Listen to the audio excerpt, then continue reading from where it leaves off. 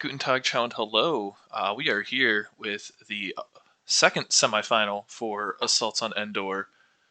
Um, and yeah, so Assault on Endor, sorry, I had to mute some things.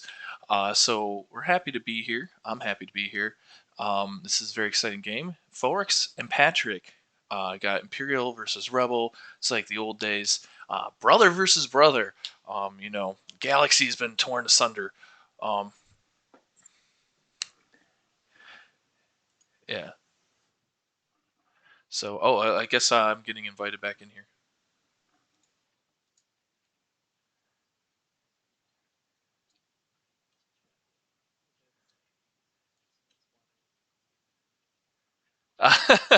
Oh my gosh. Okay. All right. Now I know. All right. Well, I'll be sure to include that. Well, I guess maybe not because you still have a final to play potentially. Yeah. Oh, don't take that attitude.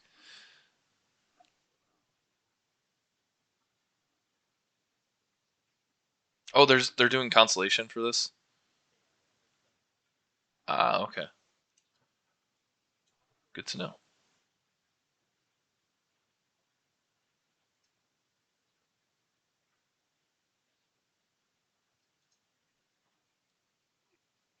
Yeah, yeah. If you guys were at the, I bet you really want that for because you won the first head to head there.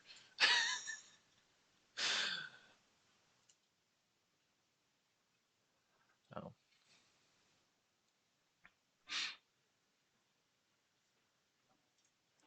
All right, so sorry, I was chatting with our contestants there. So Phoenix versus Patrick. We're starting up here. It looks like, um,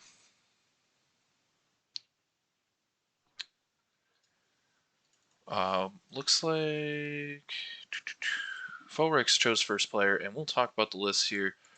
Um, and we're gonna update that. All right, so we're good to go here. Let's talk about the list here while they kind of set up obstacles. And I'm gonna post my link in chats and stuff. Uh, content creators. Do, do, do.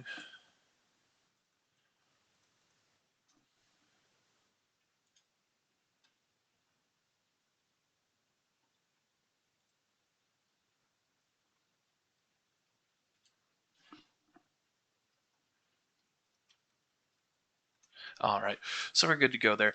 All right, so let's dive into things here. This is a brother versus brother, Imperial versus Rebel match. Very exciting, very awesome time. Uh, First up here we have.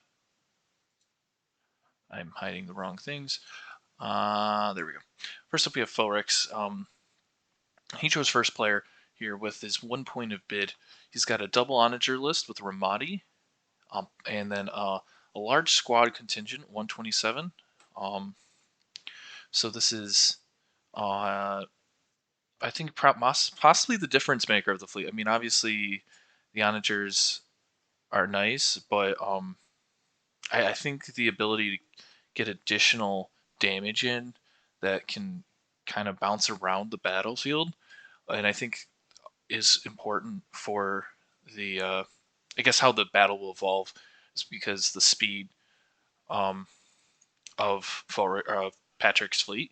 So with Patrick's fleet being so fast, they'll get into the side arcs of the onagers fairly simply, I'd say, if I imagine. Um, but the squadrons will help account for that and make up the damage that's lost by those front arcs of the onagers with their ignition weapons. So let's talk about how Phoenix got here with his nasty double onager fleet. If you check out my list looking, you'll know that I called out Phoenix as my favorite. Um, and I keep clicking the wrong box here. All right, I'm gonna hide that so I stop. All right, here we go. So Phoenix, he had a he's been kind of the boomer bust type fleet you'd imagine with double onager. So two 10-1s, a 9-2, and an 8-3. So 3 really big wins, but also 2 pretty big losses. You know, he got lost 2-9 and 3-8 the other way around. But not enough to keep him out of the top 4 here. So a pretty mediocre, I'd say, kind of average group stage, but followed up with just some big wins there in the group Swiss stage of the Gold League. Although the first one I believe was a kind of win by default because Real Veers dropped out. And yeah, so let's talk about Patrick here. Patrick, he's got a fast list. He's got Radis, and Radis, if you're unfamiliar with Radis, Radis can put a ship into hyperspace and deploy it later. So really, he's got 3 deployments usually, and 7 activations. Or sorry, 6 deployments, 3 activations. Got that backwards. And yeah, so the CR90 is looking to get, you know, kind of swing it out wide. Engine Techs gets essentially speed 5, and gets some extra turn as well, so it can keep whatever side it wants. It can keep, essentially evacuate danger areas very easily, and protecting the points pinata that it is as a small base, one of the weaker ships in the game. But Chain of Sight will help keep it safe, hidden on rocks and whatnot, so and obstructed. The Star Cruiser is the the punchy part of the fleet with Intel Officer and Moncaron and pretty much what you typically see on a Star Cruiser, uh, and then point defense ion cannons because those are good. I like the nav team inclusion. I mean, I'm sure he'd probably upgrade it for engine techs. He had the choice, but he's kind of tapped out on points because he's got a really good squad ball. I like the squad ball a lot. Dutch and Ketsu are 2 underused squads in the game, I think. Dutch is really good, especially with 8R Talon on the GR75. And then, I mean, everyone knows Lando and Shara. Um, so Lando can delete things and Shara can tie things up. So just really good combo there. And then Gold and Rogue kind of just round things out. Like it can almost be a Recon fleet with that squad ball, but Gold is really good value. And you can't go wrong with Rogue, although typically you like to see a YT 1600 there. So how to pack it here? Well, by sheer dominance. That's the only way to put it. So Patrick tied for first overall across all groups in terms of scoring at 28 tournament points. The 8 tournament point win was the smallest of all of them, and then just solid wins across the board against some of the best players in the game, including Phoerix. So that's something we didn't mention. I didn't mention before. So he played Titan, who's a double onager fleet, Phoerix, a double onager fleet. Like I said, they're brothers. They're used to playing against each other. Yeah, they're it's a wild match here. That's what I forgot. I forgot to update the thing. 1 second.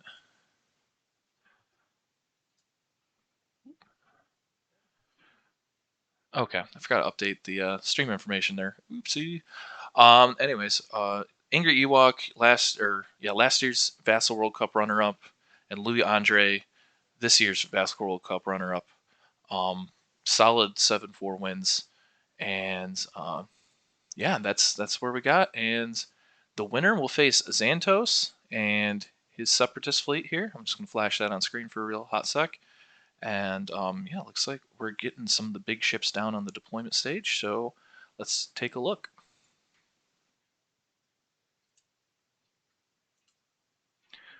All right. So they're playing Most Wanted, as I mentioned before. And we're in the deployment. So let's see here. Red is Ramadi, speed 1. And the Gazanti is speed 2. And then we're looking here at red and blue. So red is Slicer Tools. The Slicer Tools will be interesting to see how they participate in the game. The blue is 8R Talon, also speed 2. No, sorry, speed 3 on 8R Talon.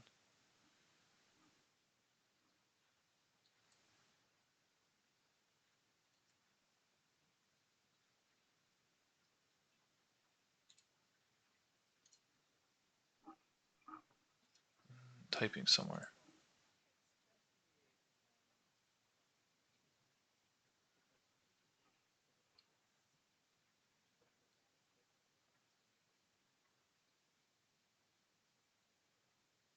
Yeah.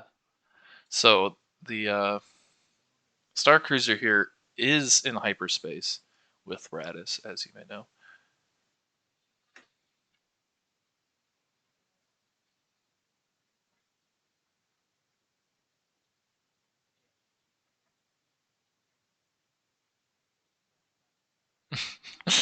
Phoerix is trolling right now, making some jokes.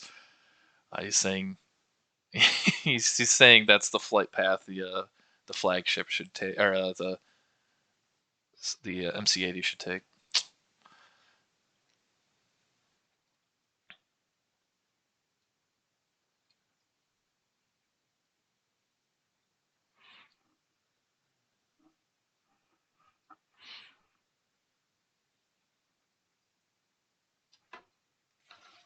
All right. So, yeah, looks like he's trying to figure out how he wants to approach these onagers here. I'm intrigued as to why Phoerix put down Ramadi first. I'm also intrigued because it seems like you're not really going to get the obstruction, which helps defensively. Speed 3 there on Jaina.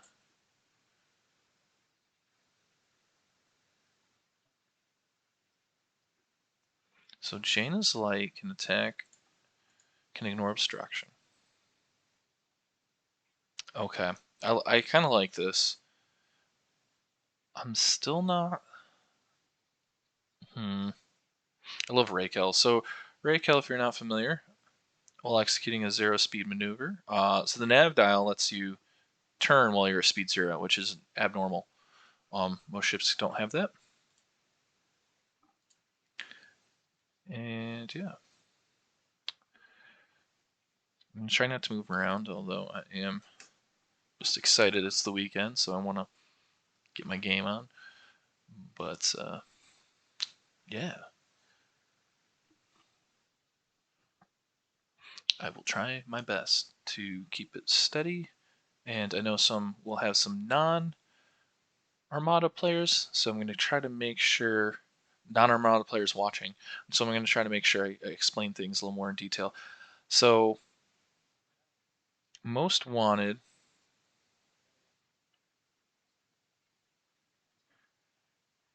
is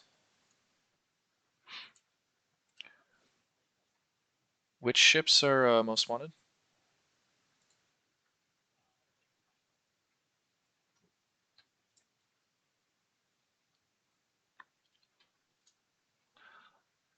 So I lied.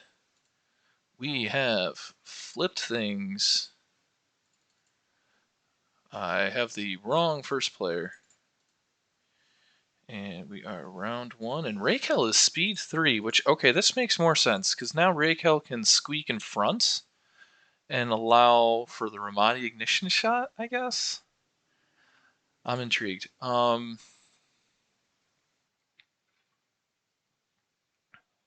So this ship is not deployed because Patrick's fleet has a commander who allows him to keep a ship in reserve in hyperspace to deploy later. Um, so Admiral Radis, if you've seen Rogue One, the movie that came out under Disney there with Jyn Erso and Cassian Andor, Admiral Radis is most notable there for essentially his participation in the final battle. So that's that there. How do I get rid of this? There we go.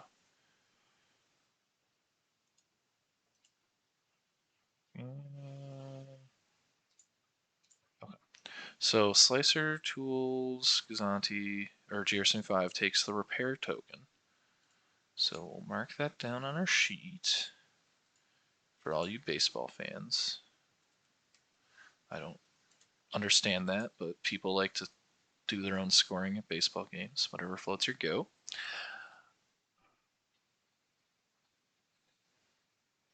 So this Gazanti, or yeah, this is Gazanti here, which you can see in the Mandalorian, as well as the Clone War shows and whatnot.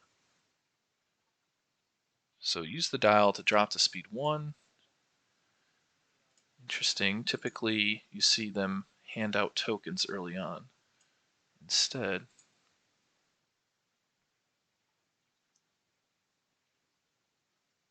so Adar Talon has a squadron command.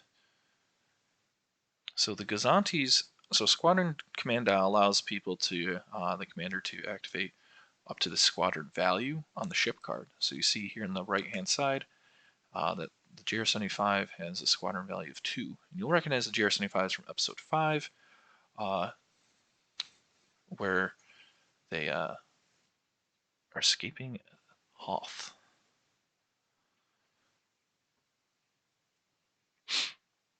I guess I might be talking a little too elementarily. I'll stop that. So, it looks like he might be resolving the command here and trying to get some of his, because Adar Talon um, essentially allows the squadron to activate again normally. Oh, so he chose the token here. So I kind of like the idea of throwing Shara Bay up and then just tossing her into the fray here and locking down a lot of these guys.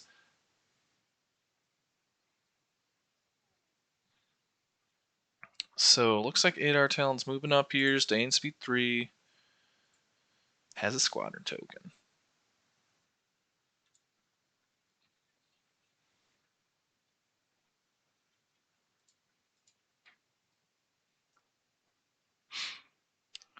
Looks like Phoerix is taking a peek at his dials here, just trying to make sure, okay, everything's going according to plan. So if I had to imagine what Patrick's plan is he's going to head kind of like this, maybe, and try to drop this MC-80 Liberty Star Cruiser here in the side. I can that's what I'd imagine. Maybe a navigate dial here will, yeah, I think he might have overcommitted because I think it can get out.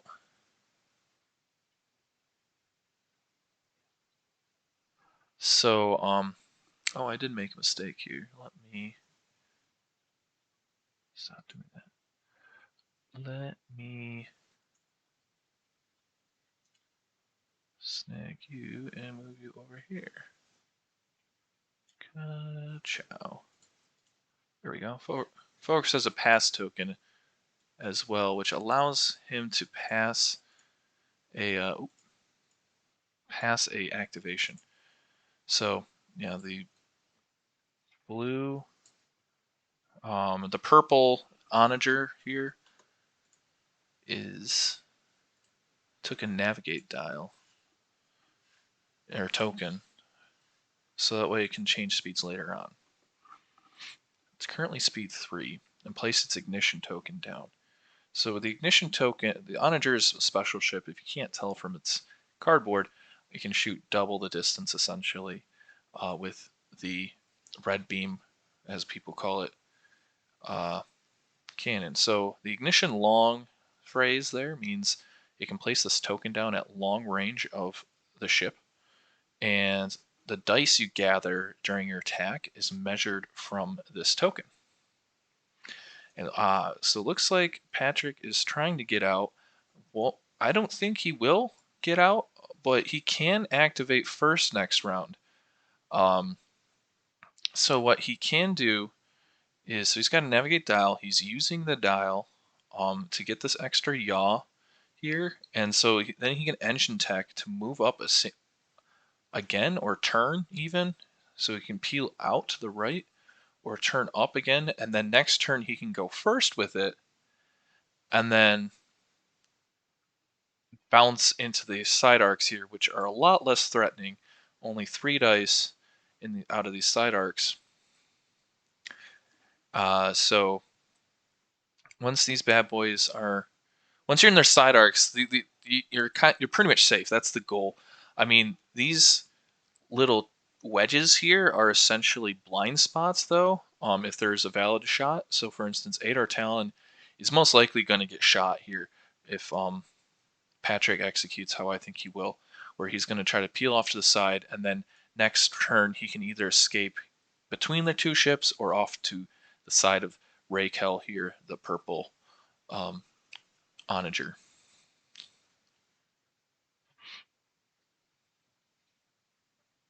Okay, interesting. So Patrick is actually going the opposite way, which is kind of what I predicted initially. Yeah, so he's going to plop himself here, and then he's most likely going to might engine tech. So engine techs is a upgrade card here on Jane's Light. So after you execute a maneuver, if you resolve the navigate command, which is dial or token, you get to make a speed 1 maneuver. So speed 1 maneuver would allow Jane's Light to get 2 extra yaw to kind of turn and duck and weave and kind of point herself in the direction she wants to go next round.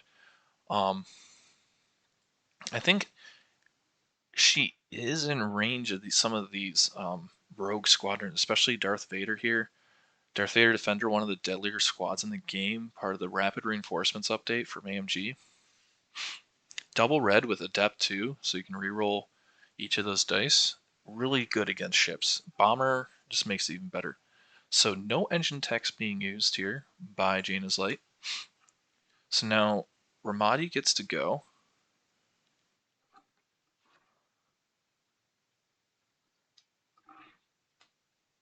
I am a little surprised Patrick didn't pass, or Phoerix didn't pass, to know where the CR90 is going to be and essentially not give away any information. So by coming in here speed 3 with the purple means that now Patrick knows what's up, and like, so you're likely going to see the MC80 pop out here-ish.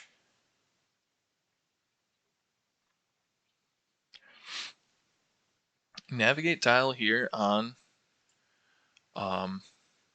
our flagship for Phoerix.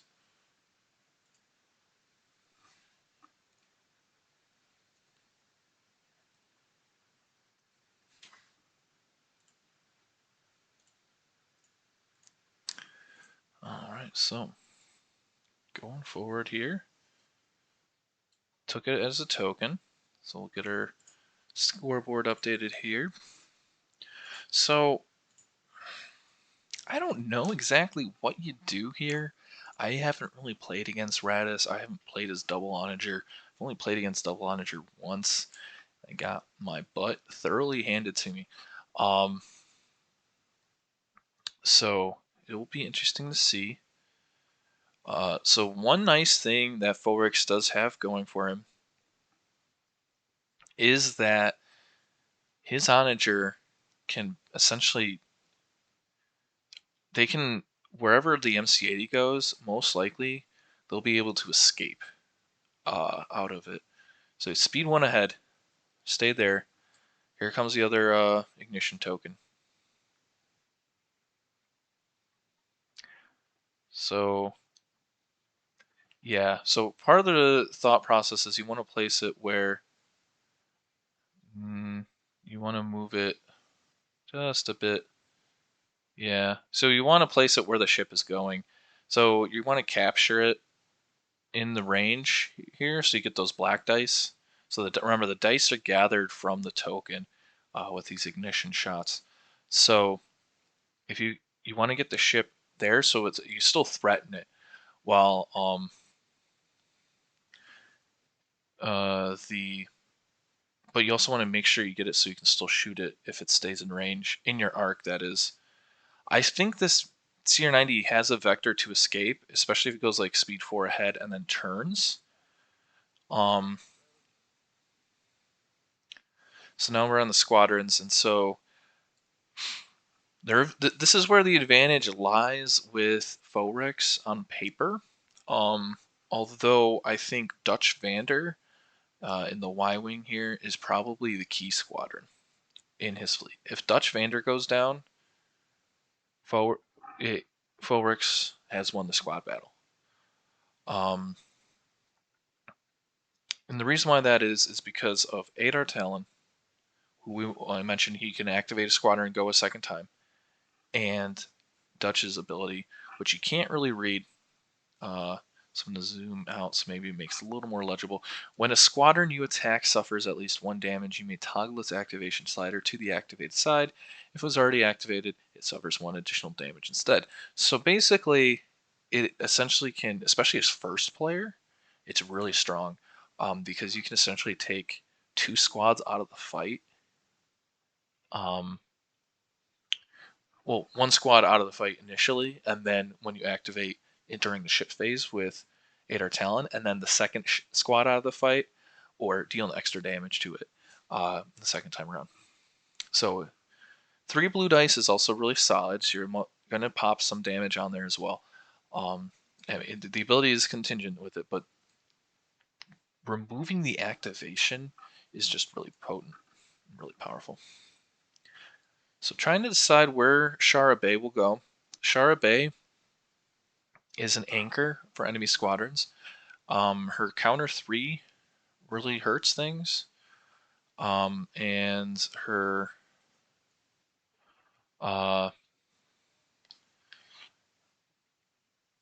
ability to scatter, it just makes it good.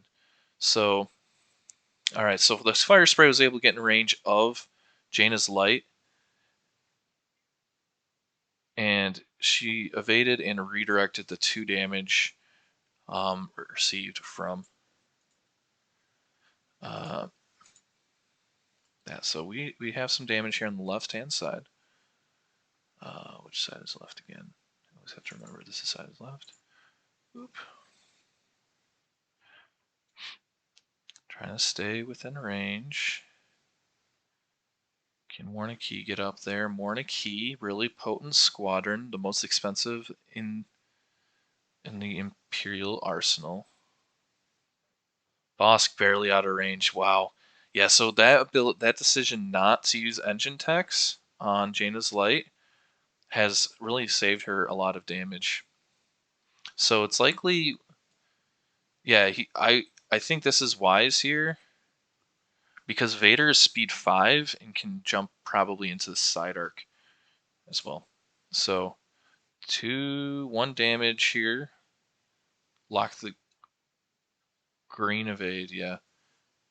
So taking 1 damage. Yeah, so accuracy, so accuracies block the defense tokens, which you can see under the ship names on the scoreboard. And those so that way you can't spend them in the defense of the attack. So the evade defense token, which the CR90 has 2 of, 1 red, 1 green, allows ships to reroll dice at close range and close or medium range, and reroll dice and cancel dice at long range. And there's a special rule attached to them, which I'll discuss if it comes up. But what people consider the most potent is definitely the scatter, which is cancel all dice in the attack.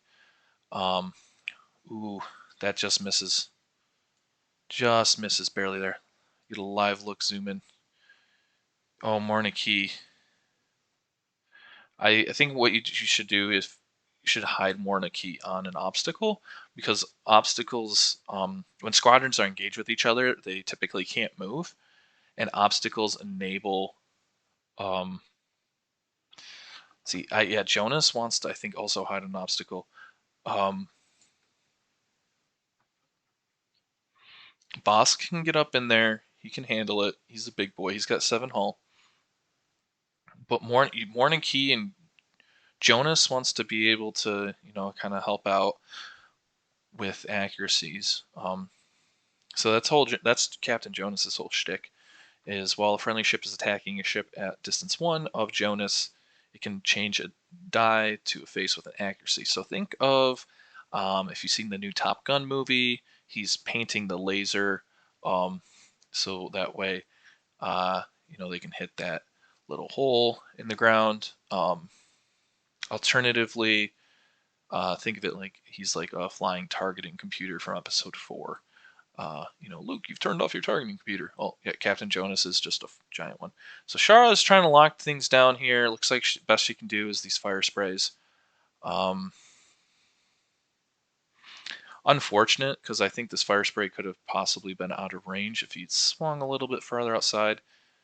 Um, these fire sprays will not have a good time being engaged with Shara. Yeah, so that was a little unfortunate there, because I think if he swung it farther out a tad, it's a game of pixels sometimes. Um, so, but they've already done effective amount of damage. 3 damage there to Jaina's Light. Can't go wrong. Um, you know, during why can't Shara attack? Well, Shara doesn't have the rogue keyword that Ketsu Onyo has. So let's take a look at Ketsu. So Shara has counter 3, and that's it with the brace and scatter token. And Ketsu has bomber, grit, and rogue. So Rogue enables squadrons to move and attack during the squadron phase. Typically, squadrons can only move or attack during the squadron phase. So that's something to keep in mind there, is that the entirety of Phoerix's squad ball can be self-sufficient and move as they desire and shoot during the squad phase. But not all the squads for Patrick can do the same. So, Katsu's really good. I mean, she's got that scatter, but what really makes her good is the double blue bomber, which is what the fire sprays have here. So her ability to persist. Oh, flew into Morniki range. That might have been a mental mistake there. So Morniki is deciding if she wants to shoot Ketsu. I don't agree with this positioning. I think you want to be free of. I think you want to hide yourself on the on the rock here. You're not, and then you can pop off and decide next round. Maybe you just hide on Ketsu, attack Ketsu if you can. So Morniki's got a fun ability. So she throws 3 black. Oh, it doesn't matter either way. Yeah. So what I think you doubt, it's not going to deal damage because of these scatter defense tokens that both Shara has and Ketsu has. So maybe it wasn't a mistake on Patrick's part. So the scatter token, I don't know why it's rotated. Uh, there we go. Scatter token. uh, Cancels all the attack dice. So, if you're like, it's very important to roll accuracies. The thing is with Morniki is that against Squadron, she throws 3 black dice, and black dice do not have accuracy on them. So, here comes Vader. So Morniki, yeah, so he just hid Morniki back here, and he's like, next round I'm going to get her. I think you should put her on a rock so that way she can hop to where she pleases. But that's just me. We'll see if this works out. So Vader, speed 5, like I said, he can hop up into the side arc, like I mentioned before, not a problem. He's checking to make sure. Not sure what that was checking. He doesn't have boosted comms, so no boosted comms means he can't act.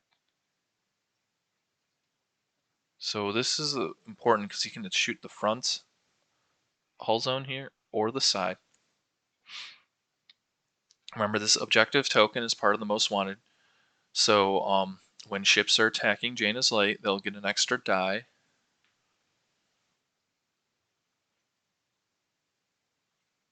So he's roughly trying to see the threat radius there of Dutch Vander.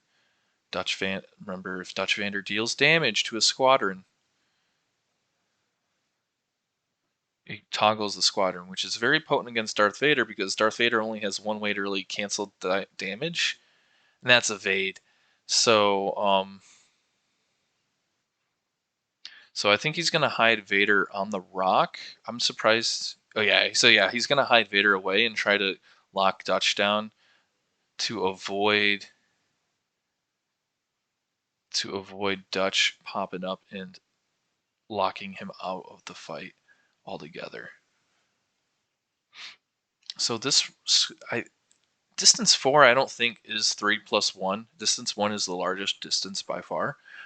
So I think you want to be. I think Vader actually might be at risk of getting got. Yeah, yeah. So just falling back, making sure he can't get locked down. Yeah. So Vader's coming around.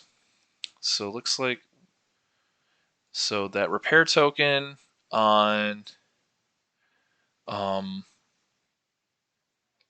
the GR75 was removed to refresh slicer tools.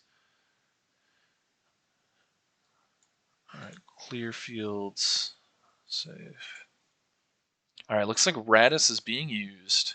We're dropping the Mon Karen.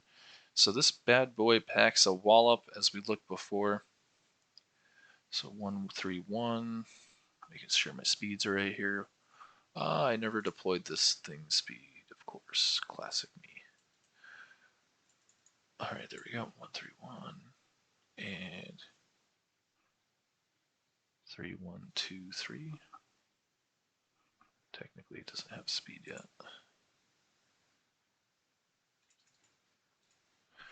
And yeah. So the slicer tools is going to be interesting. Probably slicing things up into repair token or into squadron tokens, given that the onagers only have squadron 1.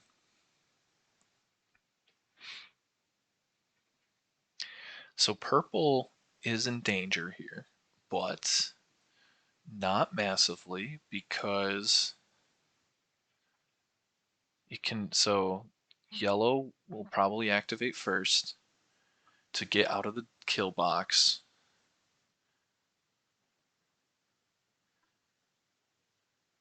And then purple will.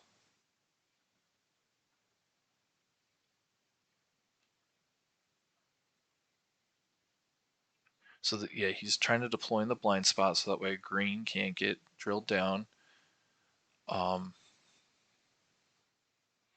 So yellow is going to move first. Skedaddle. Get out of there. Get out to dodge. I think basically what he'll probably be trying to do is go straight and then use that engine tech move to turn so that way it's safe from danger in terms of the safe from danger from the ignition shots. So that because remember this CR90 is worth 94 points, which is that's a ton. That's you know it's Radis is almost as much as the ship costs as much as the ship he's on. He's a general. It's very important. You know, he's the admiral. You don't put your top admirals on the tiny boats. You put them on the hard ones that are hard to sink. Well, Jaina's Light is hard to sink because she's so fast, especially with the engine techs to get that pseudo speed 5 that typically doesn't exist in the game, and then can hide on rocks. So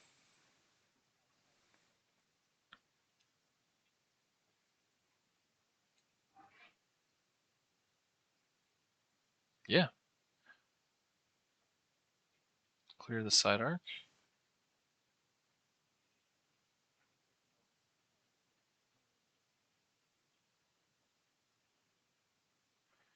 So you will have a side arc shot on green, but yellow is likely to escape here. So we have Radist. So purple's in danger, but really the issue is red.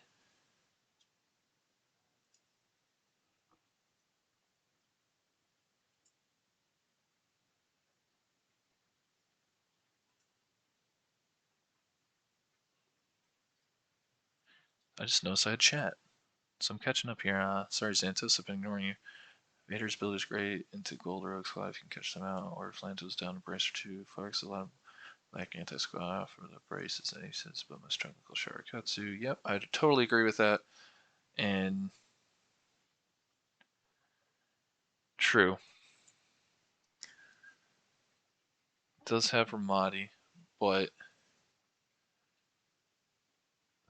that means he's pointing himself in a way he doesn't want to go. Um, I don't think he wants to turn that way because then he'd be flying into the fleets, kind of tied. But definitely going to either trying to squeeze here or here. Yes, they do have ignition on 8R Talon here. I'm not sure about red. He dropped his token a little closer, so. But I imagine purple will go first and maybe blue will go. Oh, Hondo's popping. So navigate and squadron. Interesting.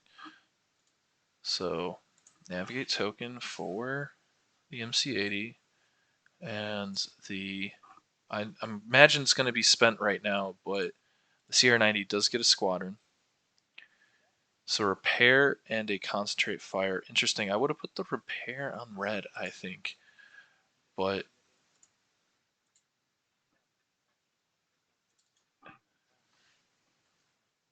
because I think that's ultimately what Patrick is going for, given that so yeah, there he goes, that token. Picking up one of these squads here. Everyone but Rogue and Gold are in range, which is fine because it doesn't matter. Imagine Gold's going to get picked up by Red here.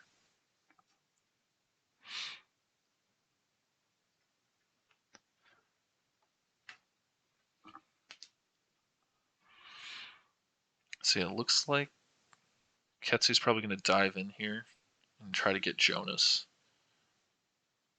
and lock down. So Bosk does have grit. So here comes. So if Dutch goes, he won't. Oh, so Dutch won't get the double tap with 8R, so that works out.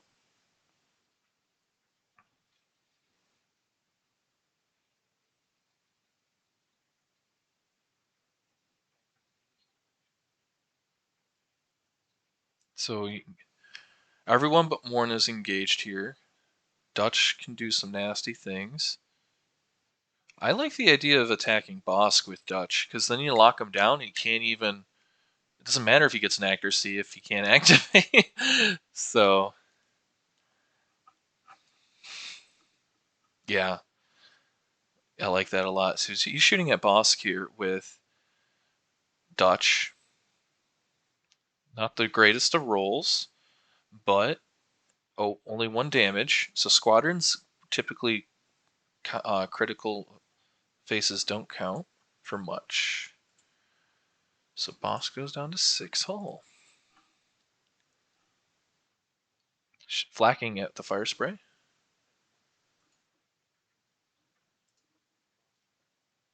Bosk. Miss. Ooh. Typical flak. Jonas gets hit. Morna gets hit. So Bosk's ability is, while attacking, if Bosk has 6 or fewer hull points remaining, he can add 1 blue die set to the accuracy icon to your attack pool. Really good. Really, really good. Because now you can lock down those scatters. You can lock down the redirect on Jaina's Light. So the thing, so yeah, he looks like he's moving. He's got that navigate dial.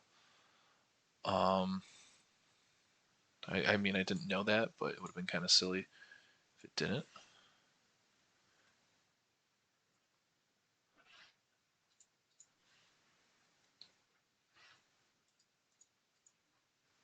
Should probably do this here. Interesting. I guess yeah. If you flew this way, you doesn't even need to engine tech. If I was doing that path I was thinking of, because then he would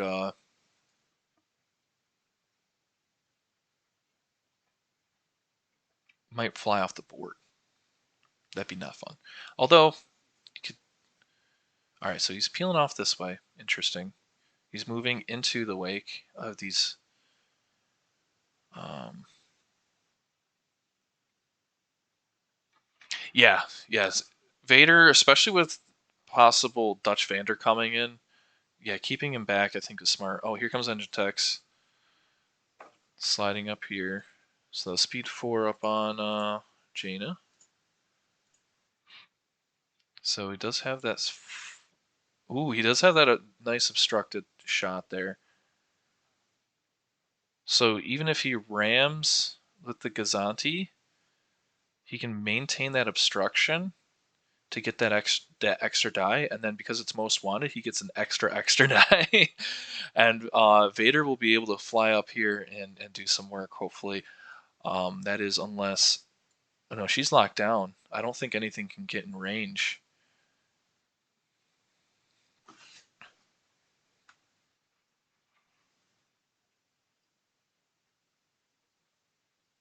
Yeah, Xantos, if he's got a Confire dialed up, it'd actually be 3 blues. Um, yeah, Radis might be in big danger here. Uh,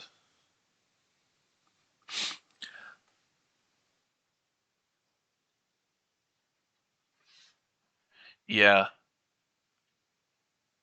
I wonder if he starts sending Rogue off this turn, Xantos, to kind of head off Vader. So pop him onto the rock here and try to catch him to lock him down. I mean, Vader does have no, Vader doesn't have grit. Keep forgetting that. You'd think, but I guess Vader, he's so arrogant. He's like, "I have you now." He gets focused and dialed in. So I think that makes sense that he does have grit. So the ignition shot has to be taken here as one of the many rules around ignition. So that this poor GR75 needs to go. I'm not sure if actually activating purple makes sense because he might be moving into the danger zone, so to speak. But he has a navigate dial, so maybe he'll be able to figure things out. So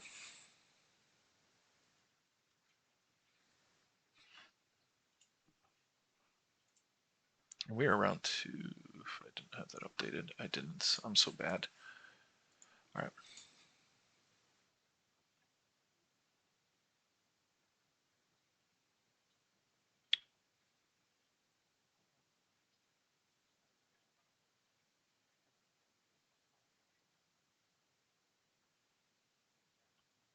So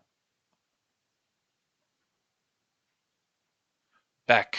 So he's back to activate his squadron to throw Jonas. Jonas has grit, which I forgot. So, but unfortunately, Jonas missed. So the accuracies are nice. They'll be helpful against the subjective ship here. That's a solid roll against a GR75. So yeah, so the accuracies will lock both defense tokens, losing a shield in the front hull. The ship can't resolve critical effects. Um, so so that's the blue squadron here, the expensive one. So that does play some importance, but it most likely will be able to do something.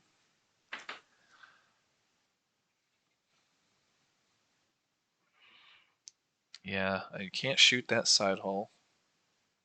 So it's got to go into that juicy front arc.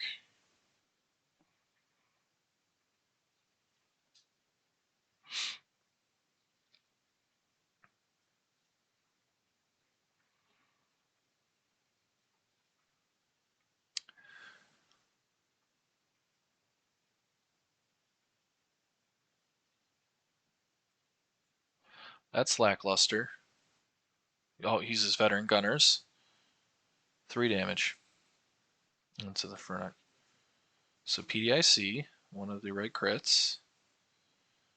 Doesn't matter if it was a double hit because it could brace. Suspends the brace and redirects to the right side. Oh man. That's too transparent, guys. I'm guessing one of them likes to play top down. So that way the transparency, you can see the dots. It's Tabletop Simulator, not Vassal. So yeah, this is a ghost ship. Spooky ghost. Navigate dial. Hunters can do some silly things. That's why I'm kind of surprised. Since he's not being double arced, there's not a whole lot of impetus to. I mean, this is never fun, this shot here. But you're going to be double arcing yourself. If you drop the speed 2, you can. I mean, it does also have that navigate token, so it could drop the speed 1 if it really even wanted to. And stay out of the double arc, but because he's got to get that entire ship ahead of this star essentially, with no engine techs. So, going to be interesting to see what he thinks up.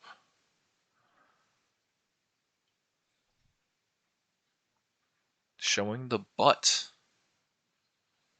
Interesting. This move would be super interesting because, but it would.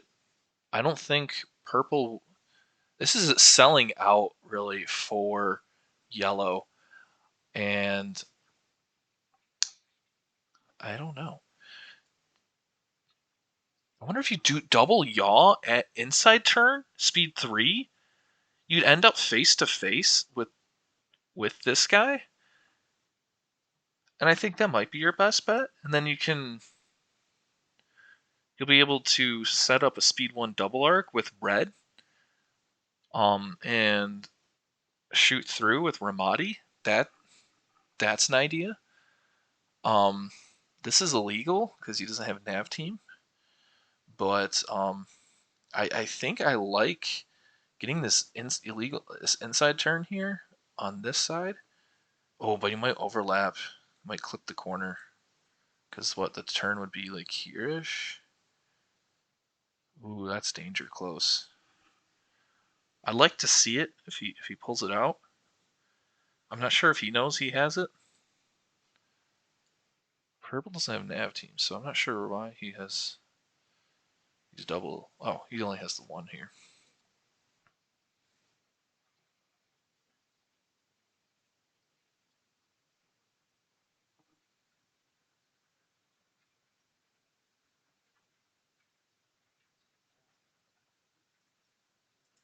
Uh-oh, we might be having some technical difficulties here.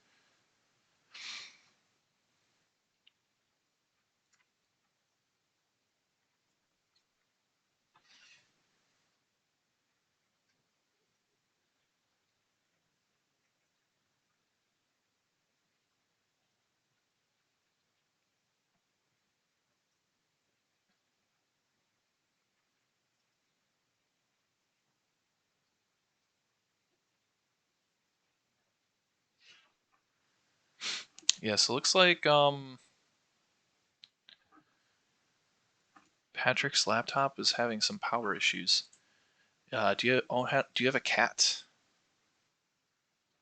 Yeah, yeah, like the nibble monsters that chew on cables. Ah,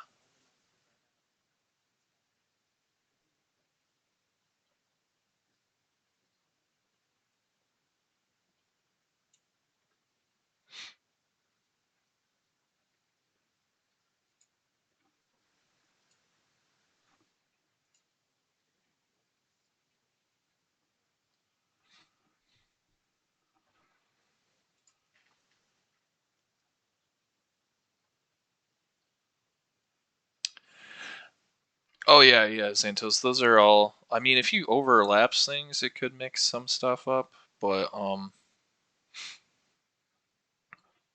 yeah, I don't think he sees the speed 3 turn. But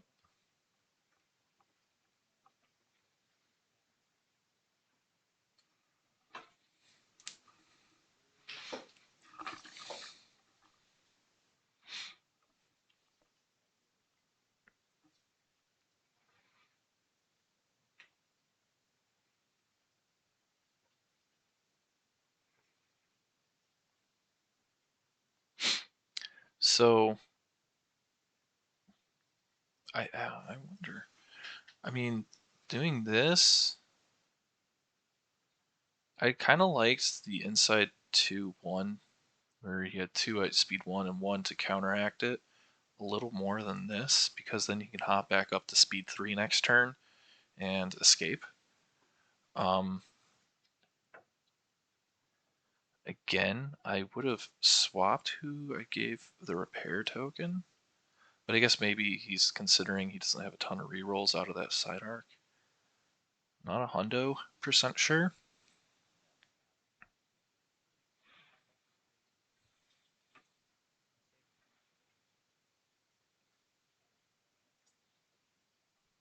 Yeah, so we're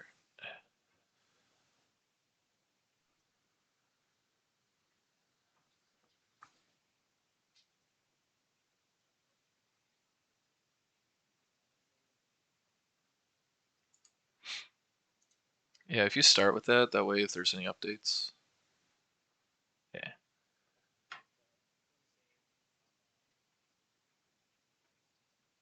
It's fine.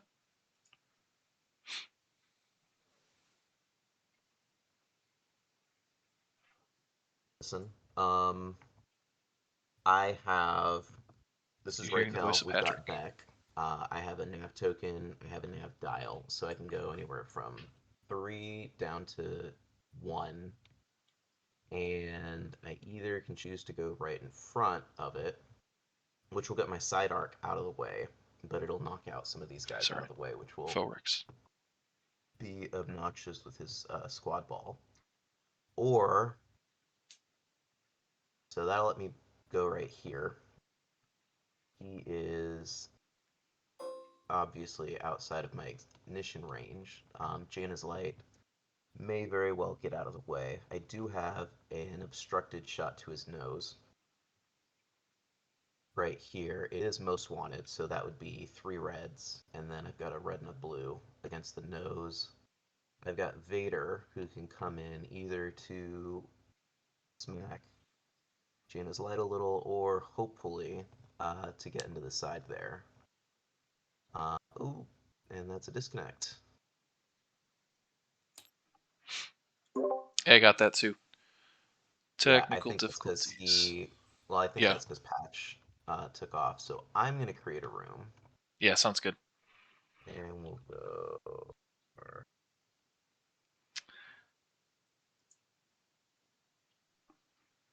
And there we go.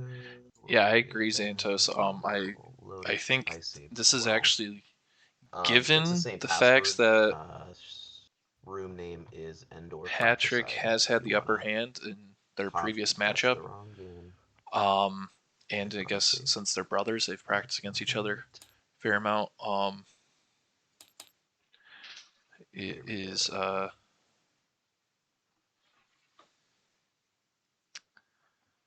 not terribly surprising that Alright, there we go. We that will Phorex is go in such back a good position, given here. that it's double onager against Radis.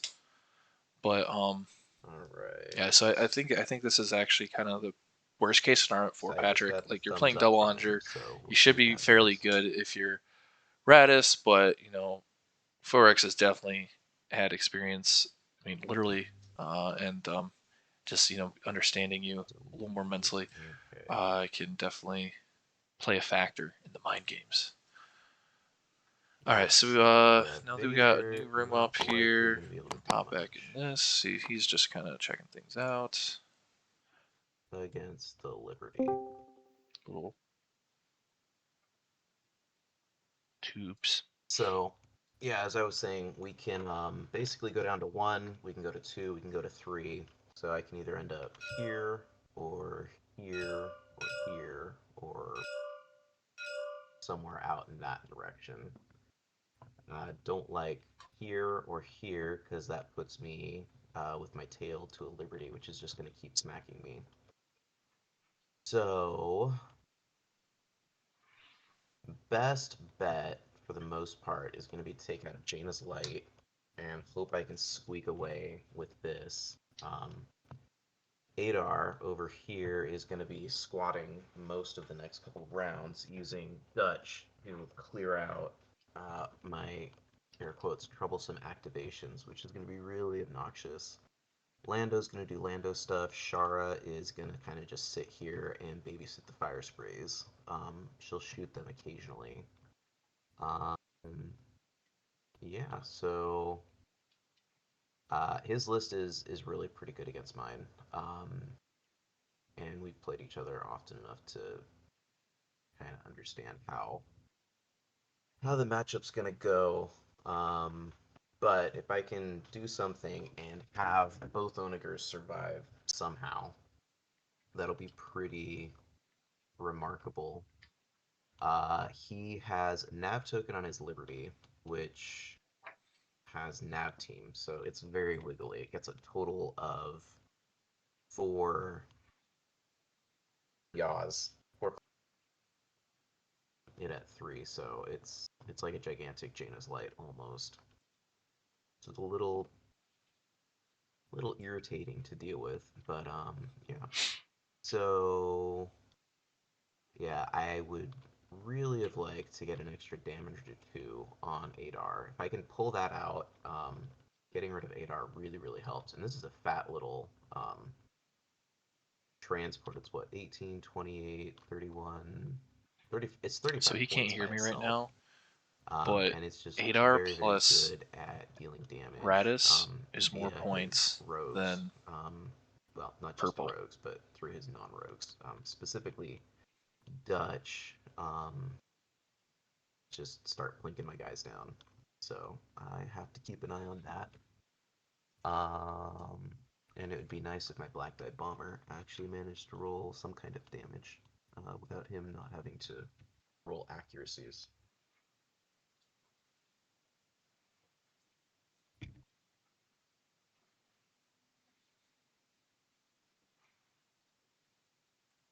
Right.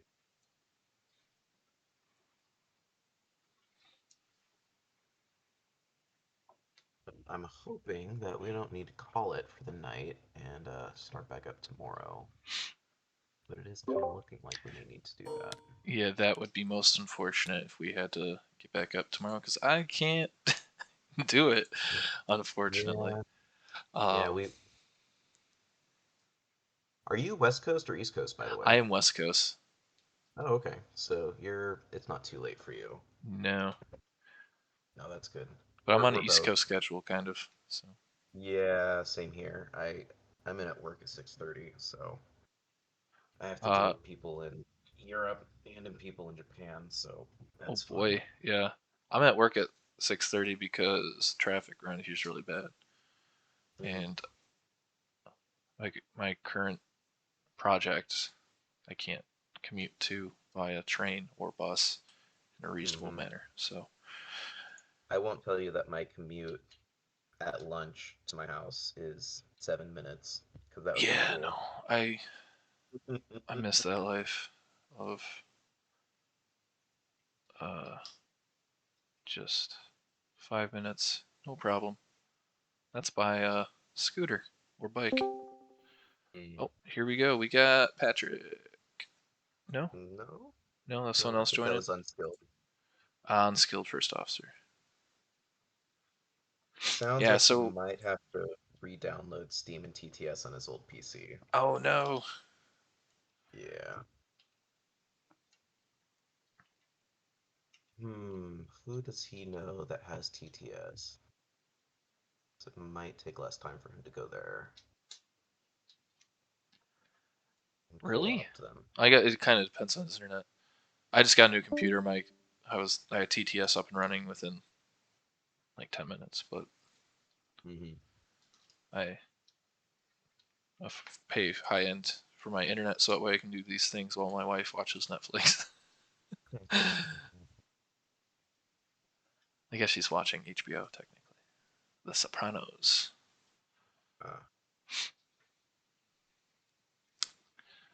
Yeah. So tell me about your first matchup with Patrick here. What happened in that game? What'd you do in that, and what are you doing differently?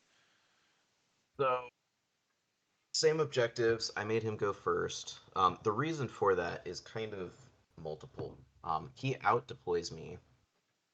Well, we have the same number of deployments, given that he has to keep this back.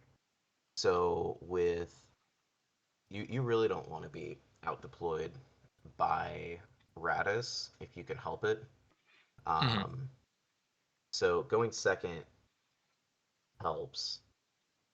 Going second is less good because he does have mini carriers in his transports. And what happened was he just chucked his guys in there. He used Ketsu to lock down some of the guys, and like Morna and Bosk, I don't think really died. One of them may have died, but they got locked down by thing because she can just scatter. Uh, Hmm.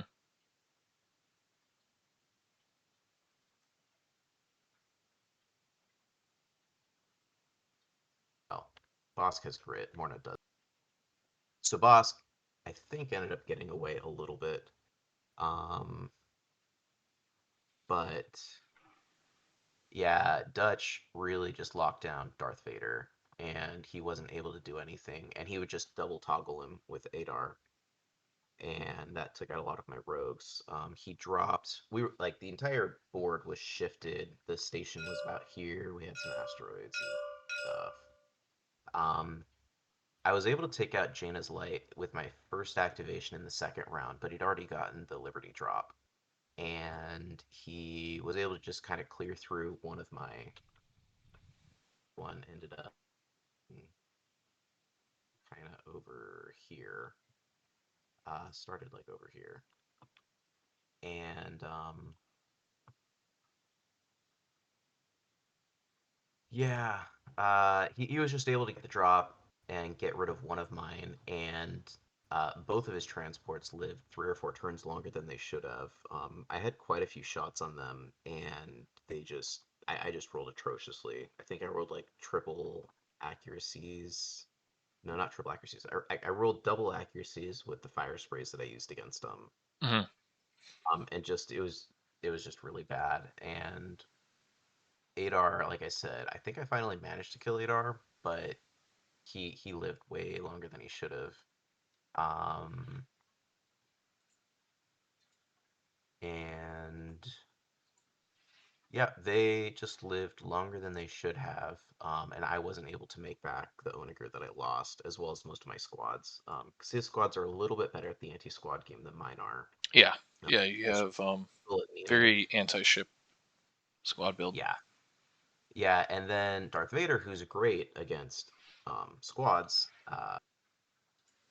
Was pinned down. was locked down by Dutch like the entire time. Hmm. I think he had an accuracy in every single pool and just the enough damage that uh, even if he didn't, I wouldn't have been able to evade it away. It was super frustrating.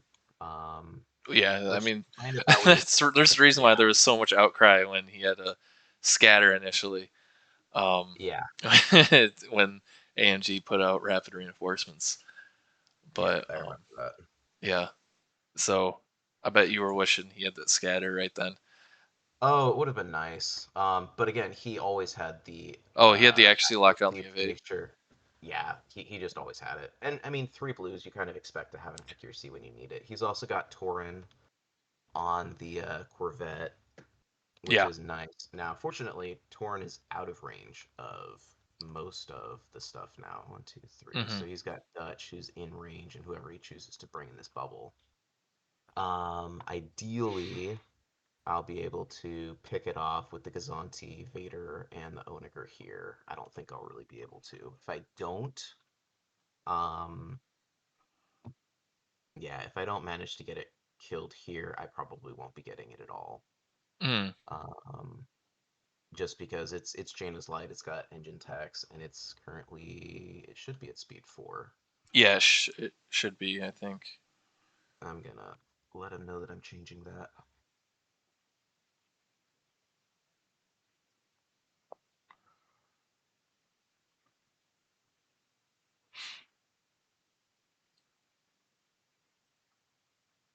Yeah, so I knew what his objectives are. I can't choose the yellow. I can't Hmm. choose the blue for reasons. And Most Wanted is just completely not good. Um, Spoiler alert: his red's Most Wanted. I knew what his objectives are. They just yeah, going second against Jaina's Light doesn't help, and I wouldn't be able to get out of the Star Cruiser. It just doesn't. Um, its threat range is at medium the whole way, and that is just super annoying. Okay, let's Hmm. close you. Which is fine. It's a big gun, so I'm actually grateful that this guy's at red range. Does he have gunnery team on here? I feel like he does. Yeah, he's got gunnery team. Mm. LT and pretty good. Um, Yeah, in but I lieu of feel like it's a little accuracies. superfluous here because he's just got so much stuff. 4 reds, 4 blues, plus he wants with the condyle. He's got LT to make it work. Yeah. He's got intel officer, gunnery team. For the So he's gonna lock down my brace. He's gonna accuracy my redirect, or vice versa. mhm. Um, Locking down the brace is well, intelling the brace is better, in my opinion, than locking down the redirect. With intel officer, because if you get rid of that brace, then you're there, and the redirect. Once you spend the front shields, it doesn't matter all that much. So I'm considering just mitigating that by going down to speed 1 and turning hard in. So that way he has to shoot my front. So that's almost like giving myself a free redirect. So let's see. That looks a He little might extreme to have, me. yeah, I he think that might have I think the tool might be the side broken, arc at least on host. my screen. Uh, yeah. It. Well, okay. There it is. So Okay, that's back to normal now. Okay, it was like a yeah, full 90 degrees for me. yeah. When it does that, when you're not the host, Yeah, it's kind of dumb. Let's see. He just said. When did he say that? are we back? He said about 10 No. minutes, about 4 or 5 minutes ago. So hopefully another 5 minutes or so. Okay, so Yeah. So my main thoughts here for those who care: cut in, turn hard right here. Looks like I won't overlap the fire spray if I do that.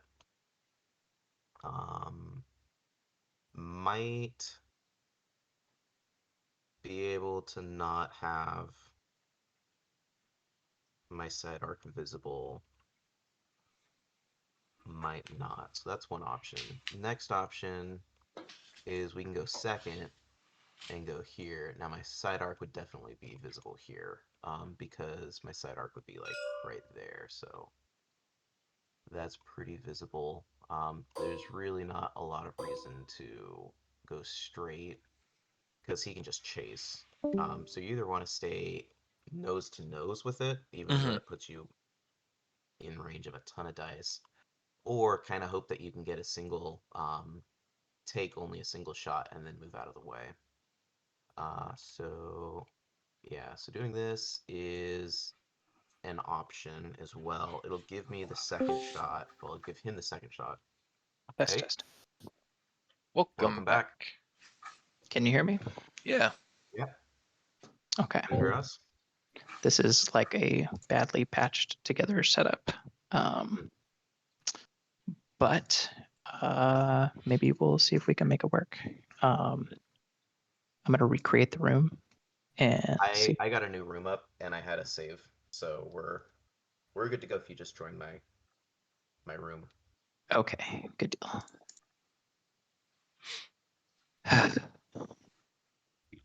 That was disconcerting. What's your password?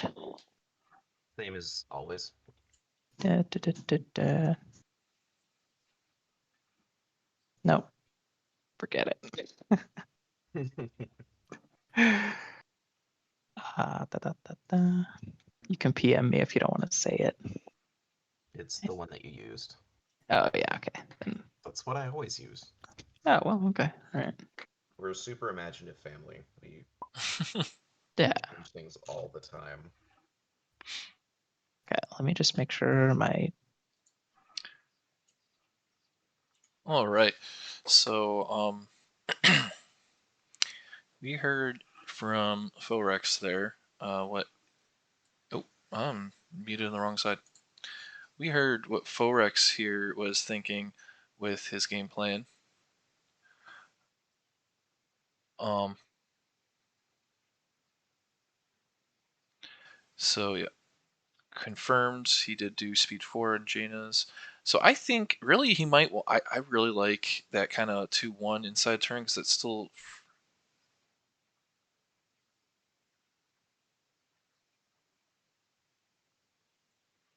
Technically, yeah, this thing did shoot, so it is removed.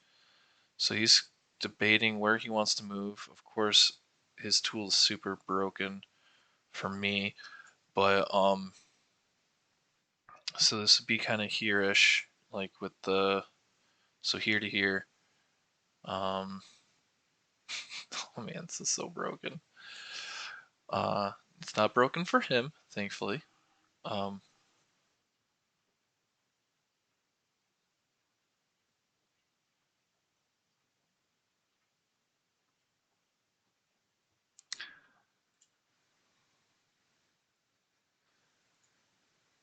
so purple's dropping down to speed 1 here.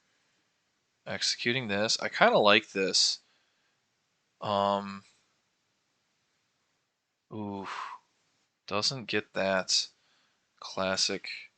Happens to me all the time. But you do have the repair. But yeah, Adar, that's the thing. I think Adar and Jaina's Light offsets purple. And at that point, you just kind of win the squad game, I guess? I don't know. I mean, Jaina's Light is also most wanted, so like that's even more points, so that's actually even better. Jaina's Light, I think, with the bonus is more. Yeah, Jaina's Light with the bonus is more than purple. So I forgot to drop you down to speed 1. No, I didn't. All right, so Adar Talon is activating Squadron.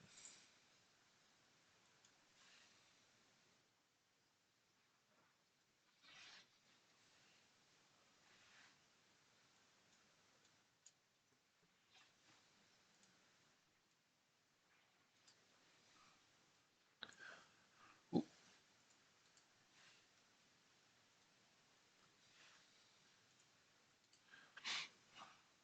there we go.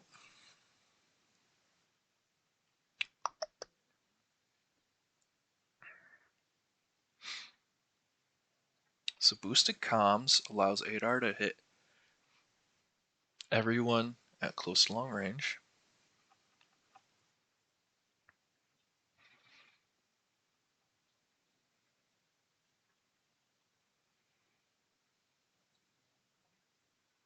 So here, Lando is very potent as a double tap. I like that. I like that a lot, actually. Yeah, you want the more you milk those front shields, the better it is. This is in range though, the fire spray, so you can't really get into a good spot to shoot that side. Oh, that's fine to shoot the side arc, actually. I lied.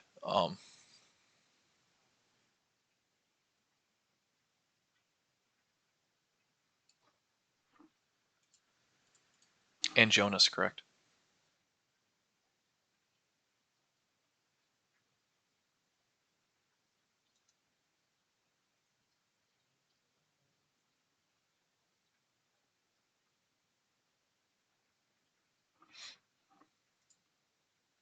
Yeah, so when you reload a save in Tabletop Simulator, typically the squadrons reset. So, he's shooting the fire spray. Let's see here. This is the 6-hull fire spray. Lando has quite the dice pool. And that's what you want to see. Wow. You can't go wrong with that. Wow. I've never seen Lando roll that naturally.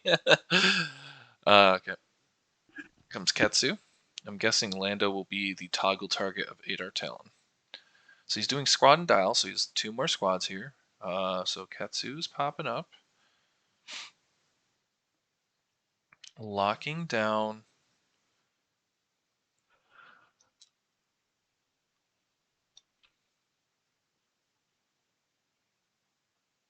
Trying to shoot that side arc. Yeah, so she can't see that dot, so I think you just chump it into the middle. I guess it'll be redirected most likely, but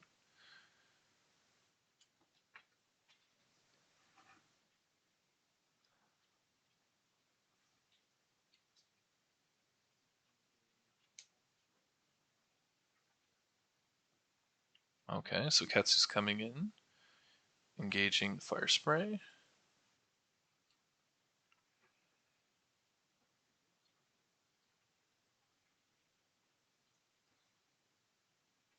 One damage, torn far. That's exactly what you want to see. That's brutal. There's some great rolls there. I mean that's pretty average roll from Ketsu, but that Lando roll is insane. Oh, Adar's untangling Ketsu, but Percy's got to Shara. Interesting. He's going with Shara.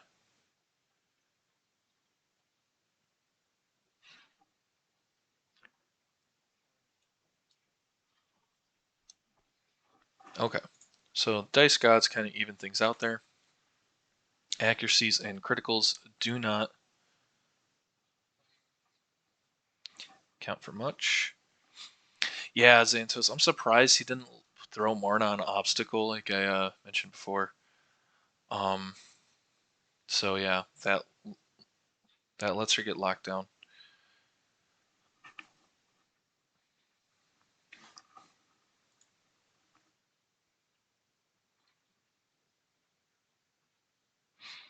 So there's Adar. He's not looking good. Purple will probably die, I would imagine. The side arc is visible. So boom boom, dead. Maybe not. If he can redirect one turn, if he gets one um if he gets one redirect, he should be fine. But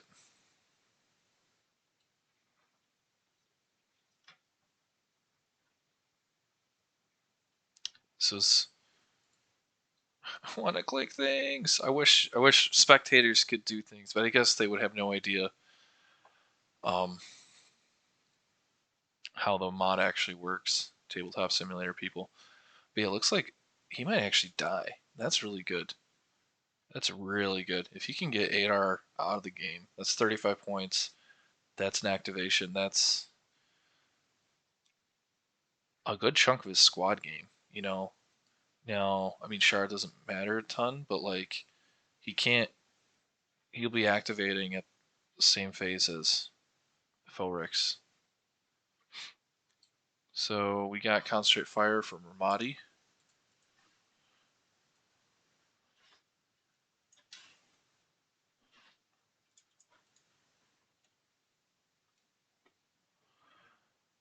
For red, looking for an accuracy here. Failure. Add Concentrate Fire on dial token.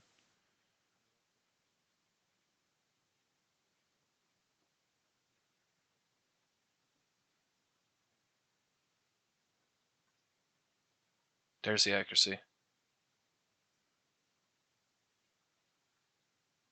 Interesting. Oh, that's a kill. That's a kill. So the lock, so the previous lock, then the veteran gunners re-rolled everything, and then got another accuracy to lock via evade. So that is 35 points for 8R talent being dead. Explode.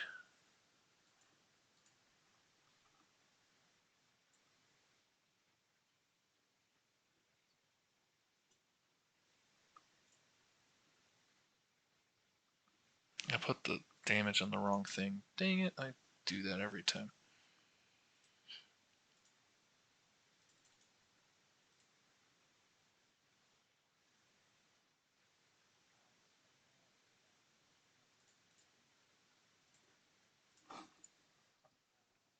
So she discards her evade and so she tossed her evade and moved one of the damage. Or blocks one of the damage there. So that front hull zone's down to 0, but she is still looking pretty healthy there. Mighty healthy, might I add. Gotta update these tokens. All right.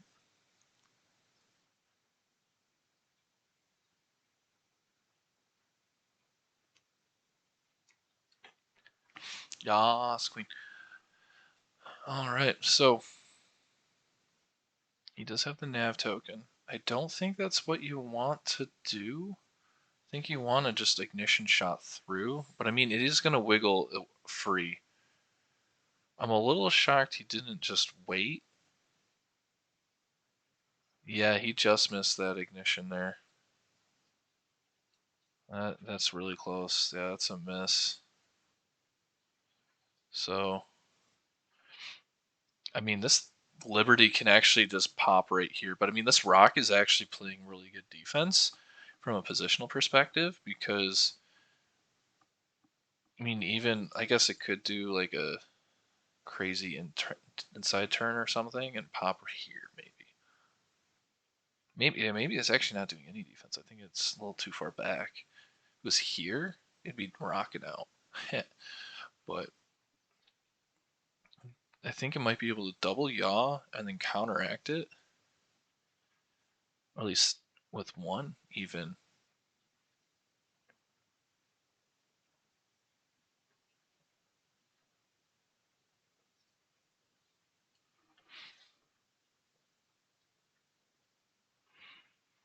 Yeah, I agree. It's very unfortunate.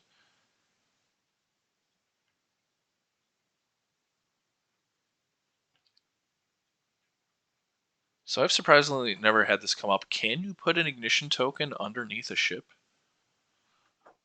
Because it seems like that's what they're talking about. And I'm not going to step in for rules things unless it's like a game state thing. But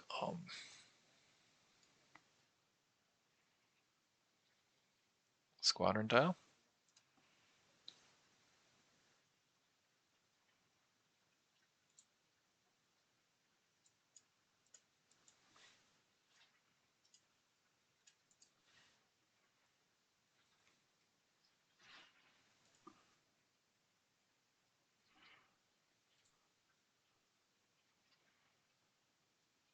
Takes the token.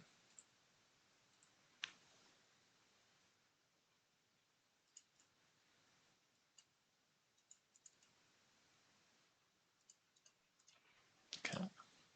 Speed 2 away. Stay safe, my friends. Yeah, that's brutal.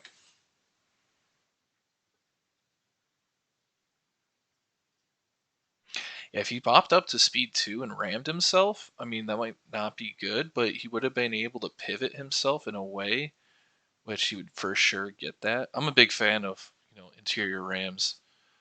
Um, so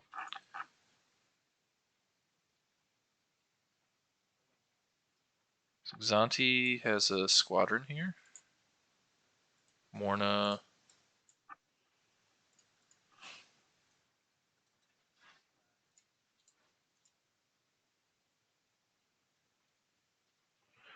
So 3 black blanks out of the first 4 black dice rolled for Phoerix. It's quite unfortunate. That's kind of the exact opposite. So that was against Shara. They're not Shara, Ketsu, sorry. I was going to say, how's that? Shara's way over there. So she does scanner. It's the other squadron. Here comes Vader. He needs to just... There, yeah, he's got it. He had it. He had it. There we go. Yeah, we're good. Pretty obvious. I mean, I would...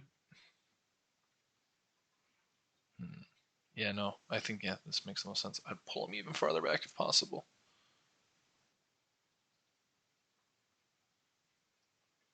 That kind of works. He'd throw anyone here. Ketsu's probably going to try to hop up over here and snag him. So I think Bosk needs to follow Ketsu. Bosk is only engaged by Dutch.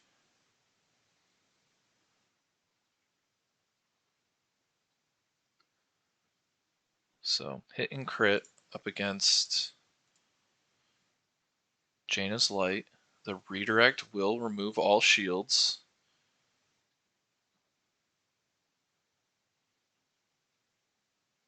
An evade here would be dangerous, air quote.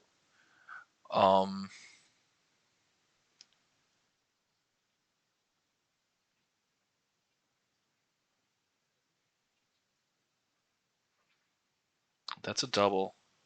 No. Redirect to remove the shields, most likely. So shooting in the front. 2 damage here on the side. I realize you guys can't see that. Yep, takes the redirects and puts it on the side. Removing, leaving only 1 shield on the rear. So now most wanted ship is getting attacked out of the front arc. It's a crit. Most wanted lets him add another die. Accuracy. Yeah, no evade makes sense. So that's, yeah, you declared the front. So first one face up, because when attacking ship, remove 1 die of your choice. That works out well. That's a pretty solid crit there. So 3 hull on Radis. He rams and takes the damage. Only the small ship takes the damage there because it is a flotilla. Only the GR-75, Gizanti. So here comes Big Boy, concentrate fire, dial, and your mom, Karen.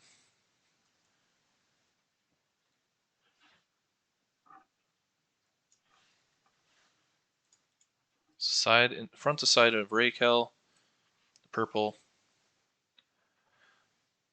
That's a pretty bad roll. That's a bad roll. That is what Phoerix needed really bad, was a bad roll.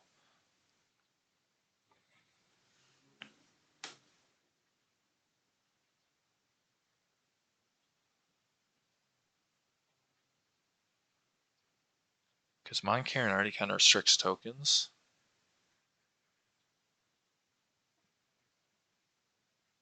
No use of Intel Officer. But has to add in a die, so he's adding a red. Ooh, a double. That turns that from a bad shot to a great shot. LTT, Link Turbo Laser Towers. Okay. Ouch. So this is actually a great roll now. 7 damage. 7 damage. Critical. No Intel Officer, so the salvo is free. So he doesn't even salvo. Structural. Oof. That is probably dead. Because next turn it's going first and killing it. It being the Liberty. 6.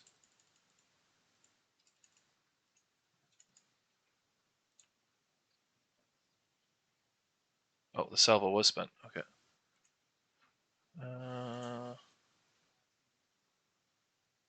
You spent the salvo on the wrong ship.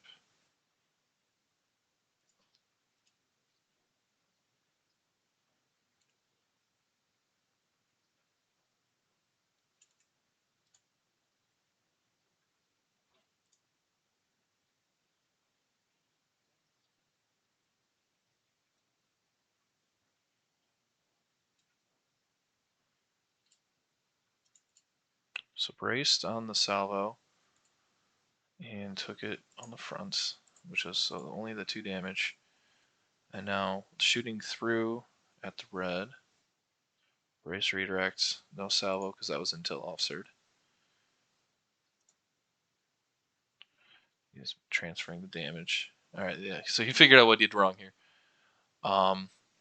So mine carrying got to shoot at the same hull zone twice because of gunnery team. And brace, redirect, move the damage to the right side.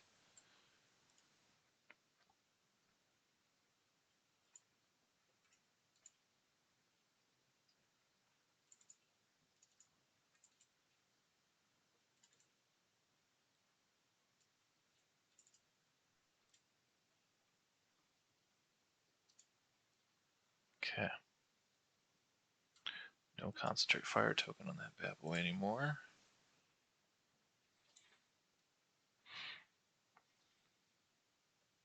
So yeah, I don't think he actually wants to move. I think ramming here makes sense because you just shoot this again. Like if you have another concentrate fire down, you just shoot, and then you skedaddle into the side arc. I don't think missing the ignition shot is actually a huge loss because he does have ability to first last.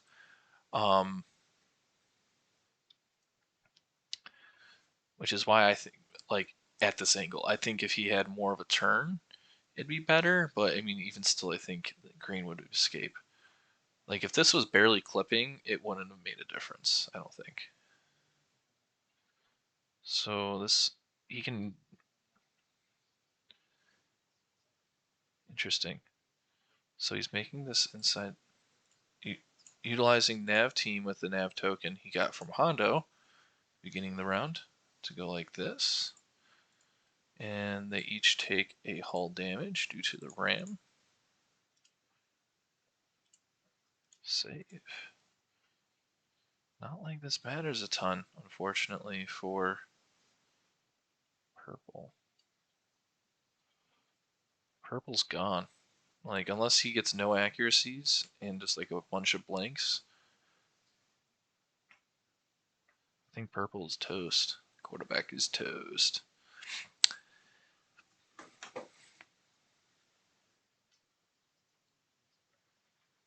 Yeah, so I think that speed 3 inside turn from purple would have, I mean, it might have risked a ram, but it definitely would have set up goodness on green, I think, because you would have just guaranteed that front hull. So here comes Katsu locking down Vader as we anticipated. That is close. Yeah, that works. Not even close, actually. That's clear as day. So Vader no rogue. Jonas is lacking in damage, especially if you can't shoot anyone. But now Bosk is free to escape.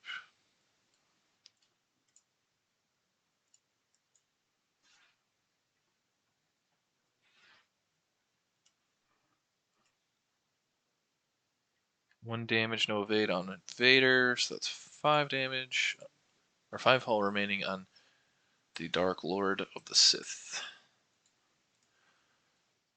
At least the apprentice. Rogue Squadron. Made famous by the novels rather than the old novels rather than the books, new movies.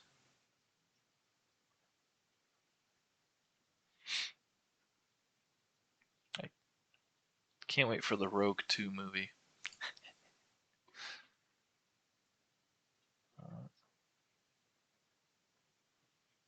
Alright, so Dutch is getting shot here by Fire Spray.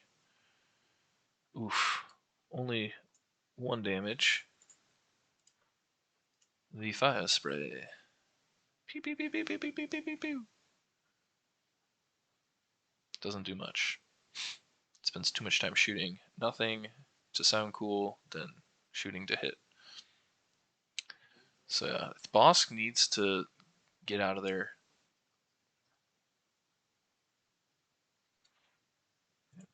Double check my speeds here. 111. 4. You're speed 0 technically on my thing. Alright, so we're on round. How are we on round 4?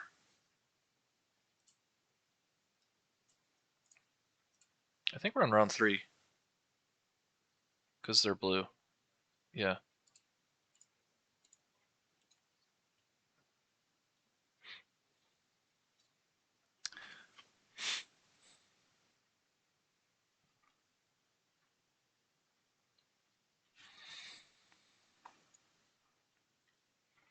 Alright. So, what are you thinking here?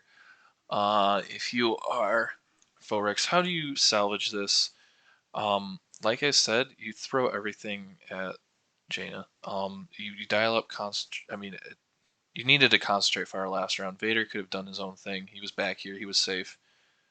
I think if this was a concentrate fire, you could get that third die out at Jaina. But now Jaina's looking to escape. This is long. This might be long. It might be medium. I don't know. That looked like Jaina was at long there. Yeah, so this is Jaina's side, which isn't always 100%, but it can be slightly different if you click the other side. This is the way geometry works. It's funny. So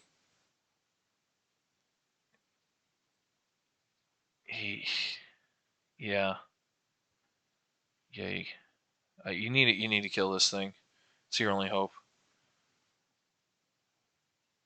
Oh, Jaina's light's going first. Interesting. I'm not surprised because it has a chance to escape. Side to front of the Gazanti.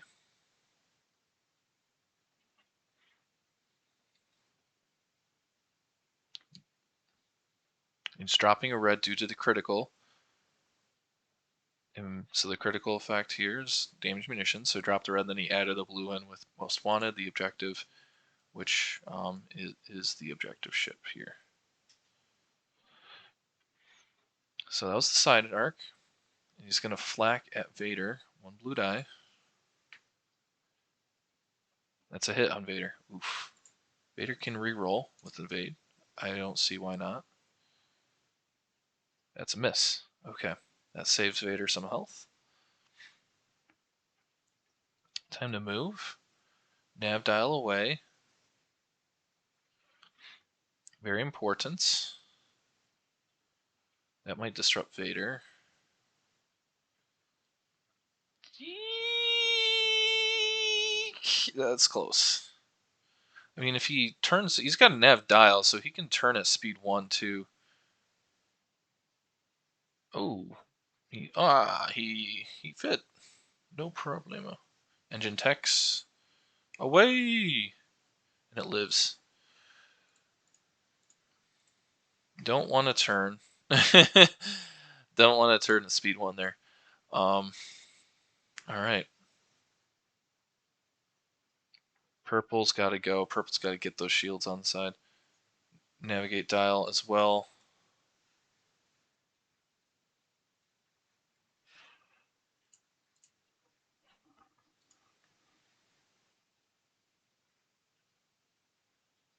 So uses the repair token to move the 2 shields from one side to the other.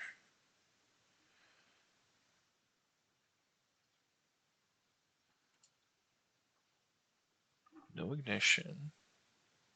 Oh, I gotta update these tokens, bro. What am I doing? Such a pain. And we are moving these over here. Save. You are red though. Save. Alright. So into the front. The blacks are just so lackluster for Phoerix this game. He uses ordnance experts to. Oh, there we go. It got fixed. It fixed itself. PDIC on the hit crit. Giving me time to refresh these tokens. And it went back to a blank. Oh, that's unfortunate. Alright, so brace and redirect.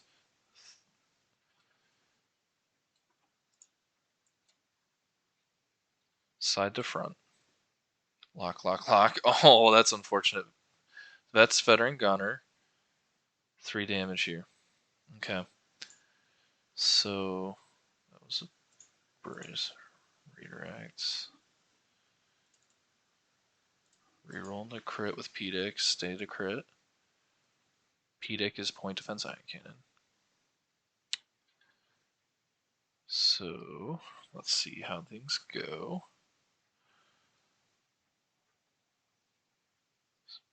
3 damage into the fronts. Ka-cha! Nope, spending the brace.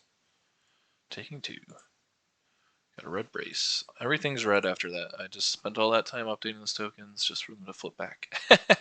Classic. Alright, so he's trying to turn here. Gotta hop back up to speed 2. Probably might want to yaw again, but he might have a repair. He didn't even see, that just double arcs that side. That's so important. Doesn't have the ability. Oh, he does have the ability because he can Beck. He can use Beck to peel away. Yeah. Safely into the side arc. That thing might live. Scary dairy, though. Because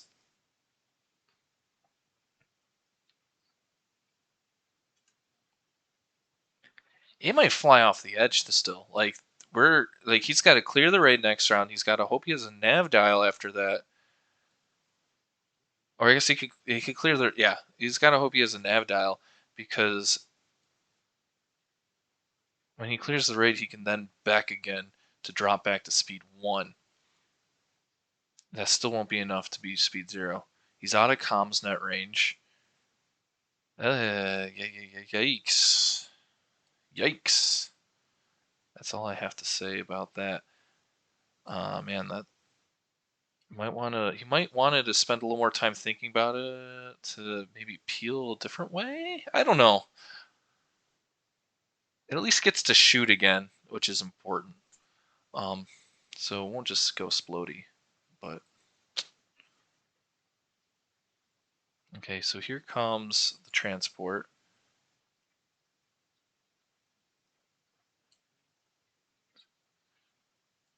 It's gonna shoot the booty, Gold Squadron.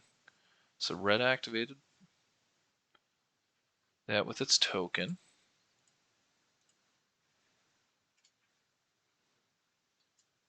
Into the side.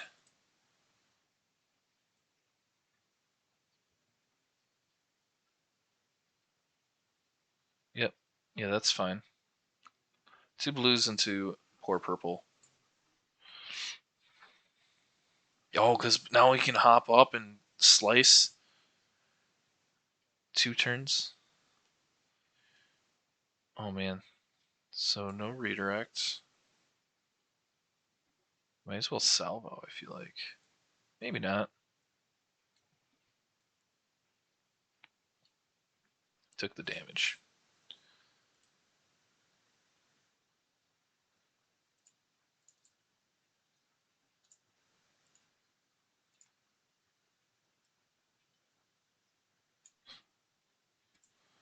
All right. Ooh, he's actually not. If he stays on this thing, he can slice it away. That's surprising. Surprising. Ah, he's reconsidering. Yeah, Patrick can slide up in here and slice purple. That'd be brutal. I think that seals purple's fate. Like, I don't think purple can. Well, maybe purple can turn out of it, though. It does have yaw at the first yaw, but man, it really needs that nav dial, I think. Yeah, so.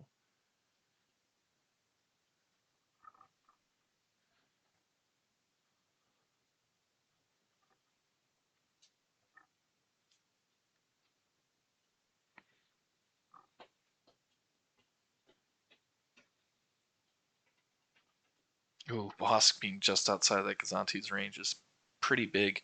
Because that, if Bosk could escape, it was in range, he could be activated by a Squadron dial and escape and go help out Vader with Ketsu. Especially because Bosk has that that guaranteed accuracy. So you're rolling 4 black and a blue in accuracy against Ketsu. Ooh, gnarly. And then Vader can start chasing down Jaina, potentially. I mean, Jaina can't go speed 4, 5 forever. So Vader just needs to play the inside. It's like and keep her on the sideline. And then when she eventually turns in, because she'll have to, uh, that's when he makes his move. But it'll be, cause what? Speed 4 would be here. Here. Oh no, she'll be gone. Cause what? That's completely dependent on Ketsu dying this round. I mean, Vader can do 7 damage against squads up to. Can he get that with 2 locks? He cannot. Oh, he can kill her though. If he gets 2 accuracies and 2 hit crits, he can kill Katsu in 1 shot. But it's entirely dependent on that. Oh, here comes the slice on red, I think. Flipping that to a Squadron would actually allow Bosk to activate. That's actually kind of big. Uh-oh. Plops on the rock. Alright, what are we slicing? Well, left. So, the rock, the debris fields deal 2 damage to those who that land on him. Slices the Gazanti to repair. So it has to slice the Gazanti if anyone. That's, again, I think possibly the best target, because what would you slice the red to? Repair? Like, if it swapped to a Squadron, that boss would be able to go before Dutch goes and jump over there. So I think that, I'm not sure if Patrick thought about that, but I definitely think if he did, brilliant. Um, but yeah, I don't think slicers is really important right now unless you're chasing purple down to make sure it can't turn away. Let me know in the chat if you think he made the right move with slicers. Xanti's activating with the repair token dial and sends it over to red.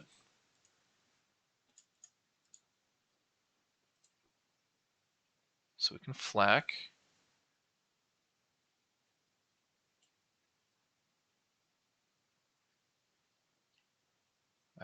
I would shoot Katsu personally.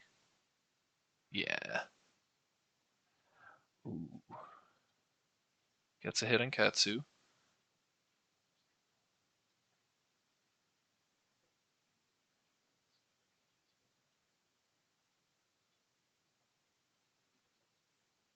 Yeah.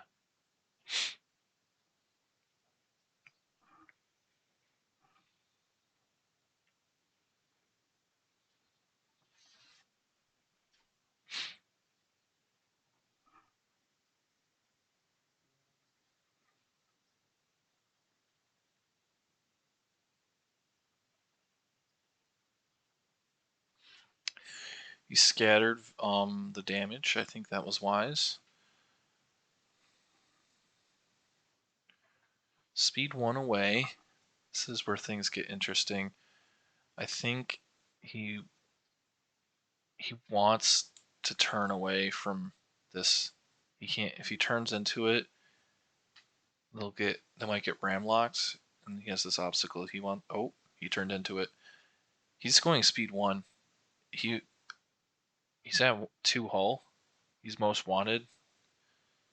I guess he's trying to double Arketsu. Maybe that's the plan. I think he missed. It's close.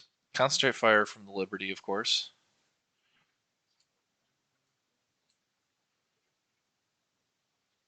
Can't see the side. I don't think it could. It's so hard. I don't have my telestrator set up. All right, so we're starting with side to side though, of purple. So side of green to side of purple. So no, Von Karen will be active most likely. All right, so that's a solid roll.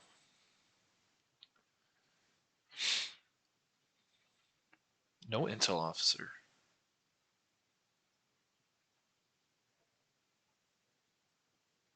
Oh, intel officer. Wonder. Interesting. Okay. So he intel officers. He's thinking about the intel officer.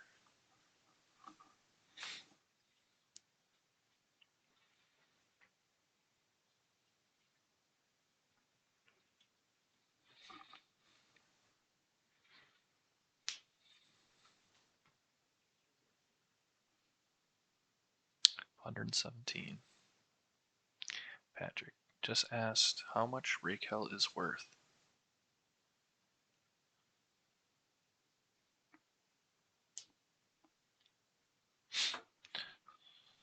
So if Raquel survives, that'd be pretty massive. Lando is gonna chase it down though.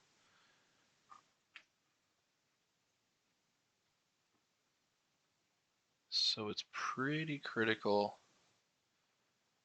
that Boss can free himself up.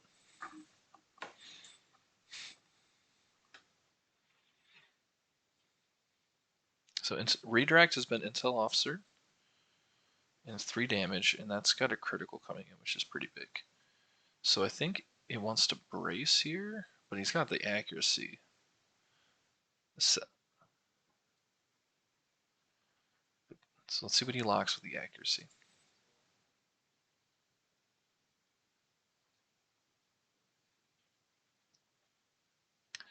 Accuracying the brace.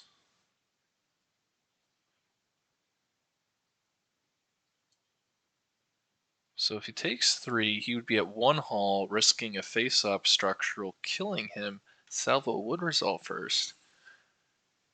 I think you redirect here. I mean, you got all those shields on the front. You got it. He's going. He's just taken. He's dead. Yeah, he pulled the structural. Yeah, he needed to. I think you got to redirect there. I mean, it hurts, but you have what's her nuts. Locks the redirects and a critical back at the 140 point on Karen. PDIC. Oh, so lucky. So lucky. PDIC so broken. Yeah, that is not good. PDIC needs this tighter timing window, I think. That is brutal. So that's 117 points there. So that's 135 for Patrick. Most unfortunate. He really needed to use. An Onager needs to burn those tokens aggressively. They pop so fast. Here comes the big slap here into the front, I believe. That's really good. A Link Turbo Laser Towers brings that to 6 damage. No salvo, no brace. 6 damage. Uses the redirect.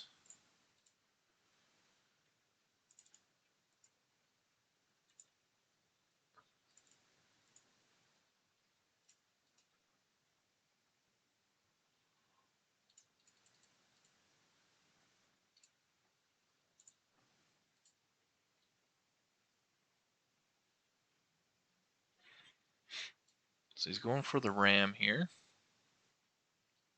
It looks like this would disrupt. No, it wouldn't disrupt Bosk. Actually, this would actually. Eh.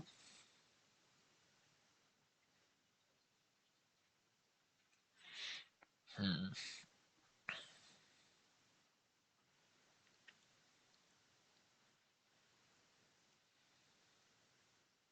So this would be an inside turn legal. This would definitely disrupt this. See if Bosk can free up. It overlaps Bosk. That's good news. Good news because interesting. So he can shoot that side arc. Interesting.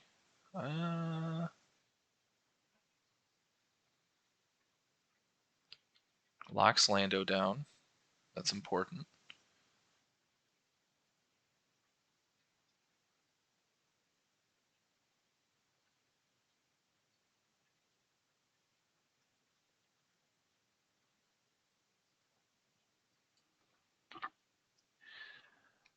So this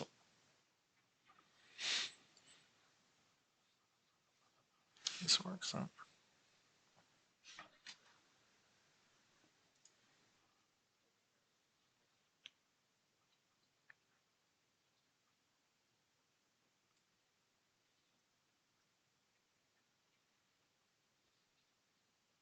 All right, so here comes Ramadi, big ol' bad boy Ramadi. Hopefully score some points back. If Ramadi can live,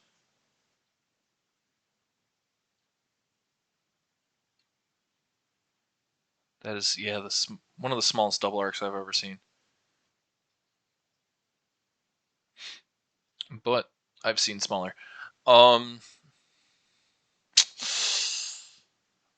a joke to be made. There's a repair token that got sent over, moving a shield, some shields around. So boop boop boop. Oop, wrong one. Here we go. Repair token was used. I forgot to record it. That was from the Gazanti. So here comes the ignition into the side arc of the MC80. Wow, oh, good roll. That's no redirect.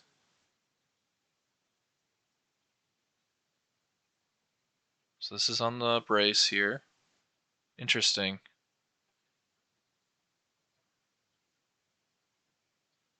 Ah, bounced away. He was. Oh, but it's odd. Yeah, so veteran gunners rerolled that. Ooh, he's fishing. Oh, brutal. Because now he can redirect, but he will take it. Oh, point defense ion cannon. That's rerolled. Yeah, that's not good. Yeah, yikes. Now he can redirect brace. Boom. Yeah, he really needed to lock the redirect. You got to bank on that. Yeah, so that's brutal. Brutal. Takes it all on the rear shields too. Like not even on the front. Yeah, I think locking the redirect was safer and just keeping that. That roll was solid. 7 damage. Braces down to 4. He can't redirect. He takes 4 into the side. 4 with 1 hull damage. It would be 5. Whatever the crit is nice. And then you ram for 6. And then you should be able to finish him off after he skedaddles. Ooh. Uh-oh.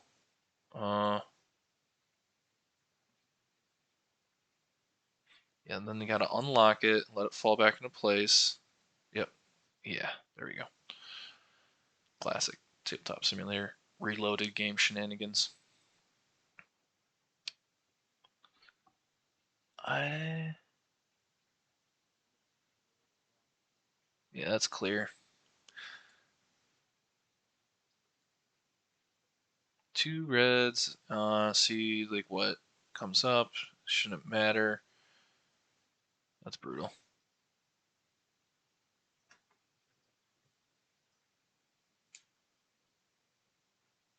I don't think it mattered a ton. I think it was reliant on Ramadi. They ram, so dealing the first damage to Ramadi himself. And takes the damage from Andaman Karen.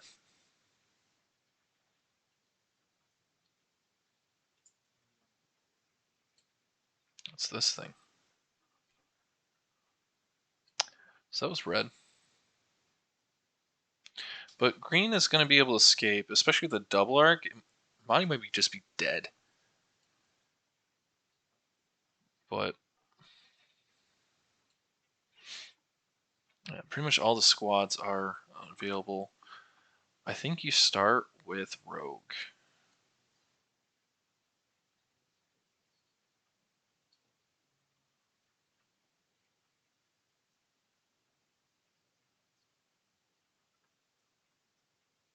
I think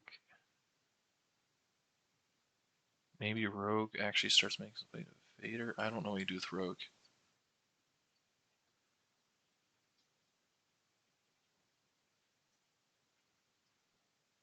So does Rogue just hide on a rock, I think? And then can maybe help out Katsu and keep Vader locked down?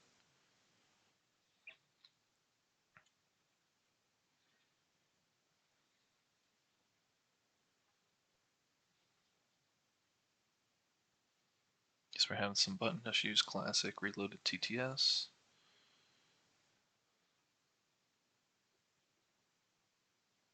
Uh oh.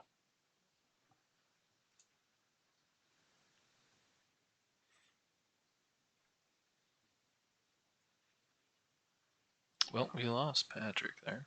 Oops.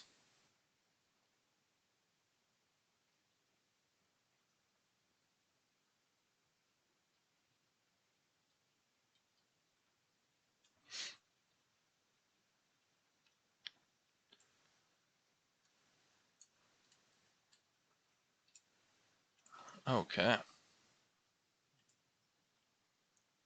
And he's back in.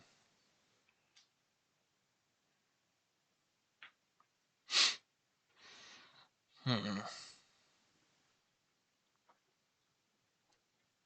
4 Namorna. Let's see how bad it is. 2 damage.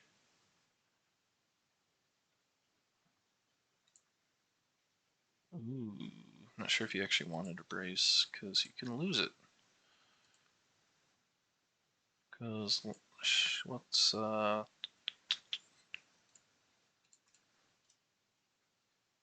she spends her brace. Interesting.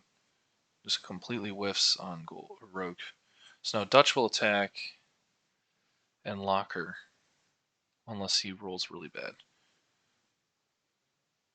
Oh.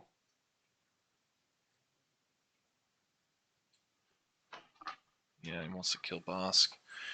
Lando trying to kill the Bosk boy. Alright, so the ideal situation, crit, crit, crit, blank. Or blank, blank.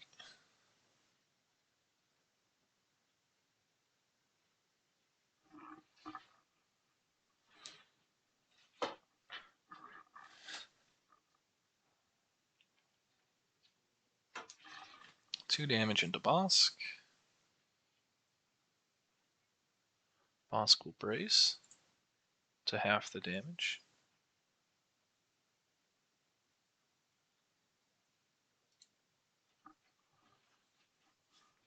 Hmm.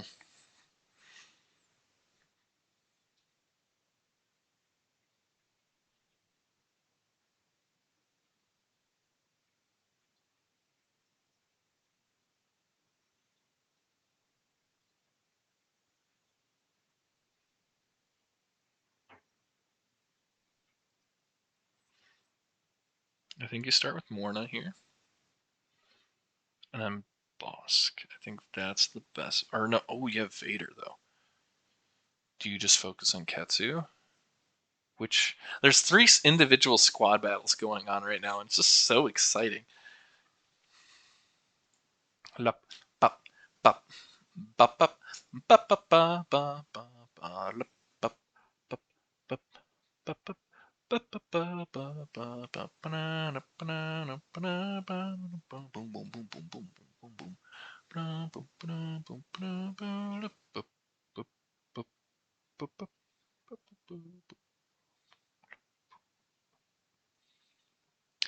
So,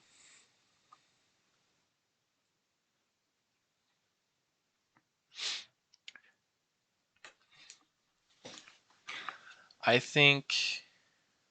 Oh, he's actually unengaged. I see.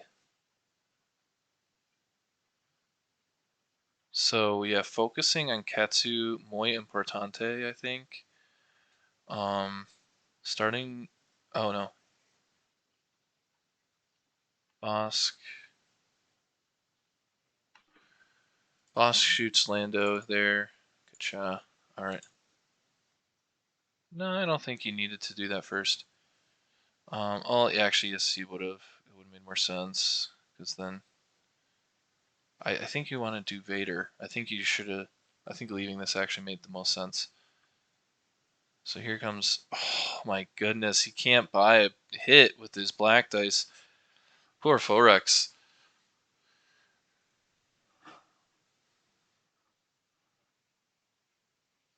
Oof.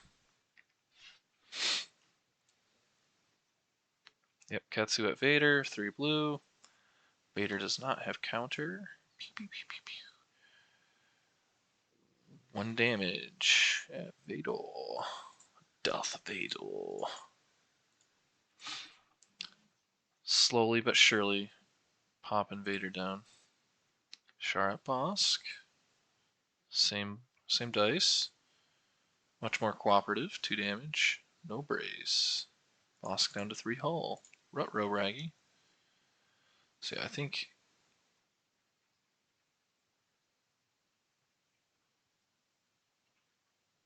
1 damage on Lando. Lando the Mando.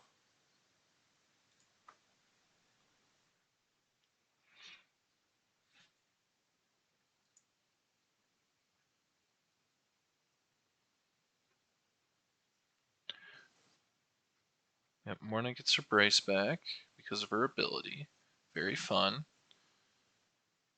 Ooh, who needs to reroll? Morna hogging all the good rolls. Morna hogging all the good rolls there. So what does Dutch do? I think Dutch wants to kind of hop up on Pop here. Oh, maybe sticking with the Onager? Makes sense to me.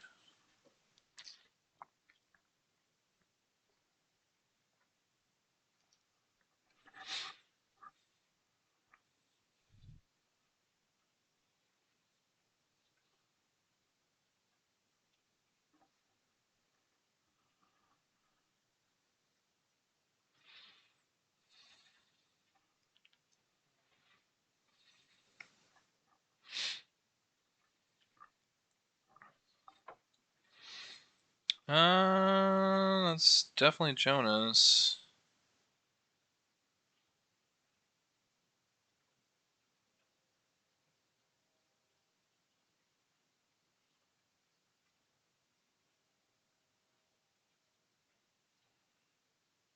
Hmm. Yeah, so like if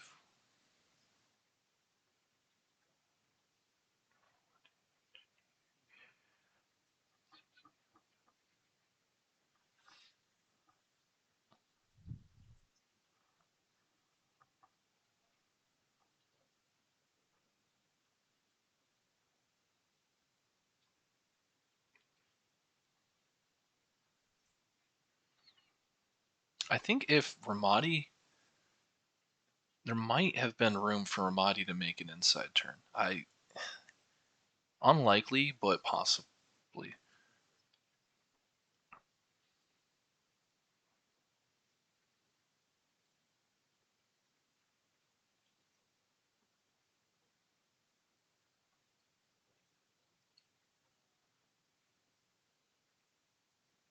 So 3 damage here at Katsu. Pretty brutal roll.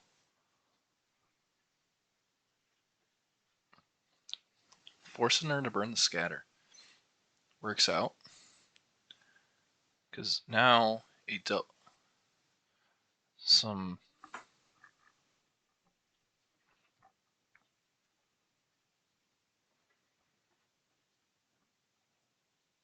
now some good rolls can help out. Possibly take her down. I'll let Vader skedaddle.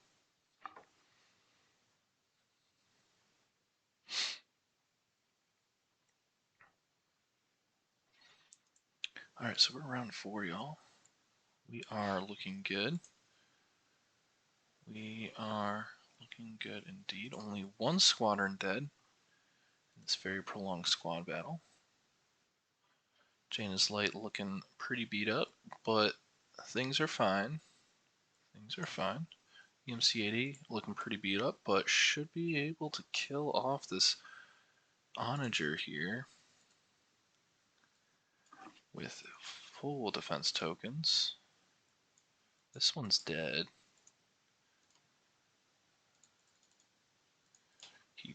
So it looks like he's activating Star Cruiser first, because that's the law. No concentrate fire queued up. Navigate dial queued up. So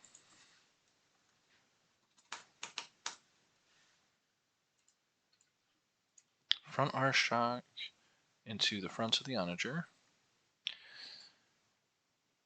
Thank you, Spinal. That's phenomenal. No criticals, the main downside, but you have Link Turbo Laser Towers to reroll. No Intel Officer.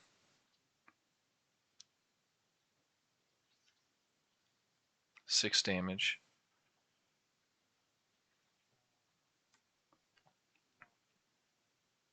So Link Turbo Laser Towers rerolled this. Brace Salvo locked. 3 damage in, no crits. 3 to the front. 6 damage total. 3 face down. Yeah, so no decisions here. You take 3 damage. You take 3 damage.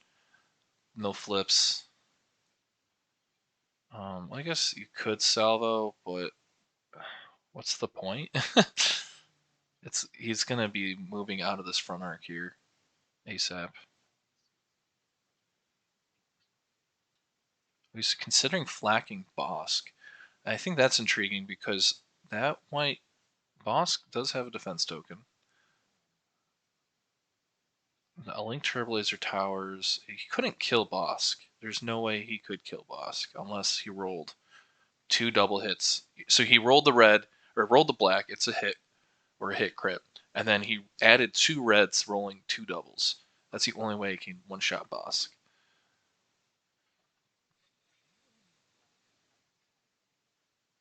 Flacking into Bosk first. Interesting. I guess he didn't want to take the salvo. I think that's actually kind of clever. Oh, so he can intel officer here. Intel officer the brace. Interesting. Huh.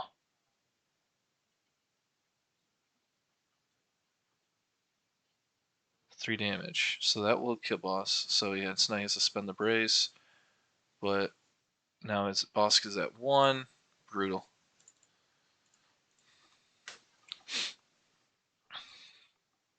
So nav dial. Pretty gnarly.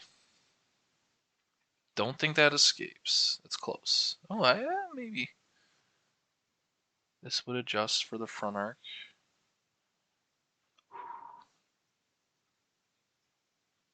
I think.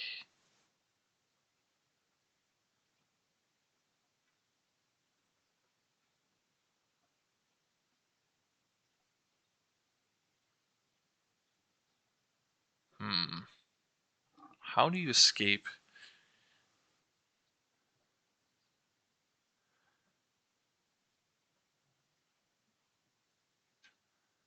If you're the Star Cruiser, how do you escape? You gotta activate first. So I think if you are Phoerix, you want to.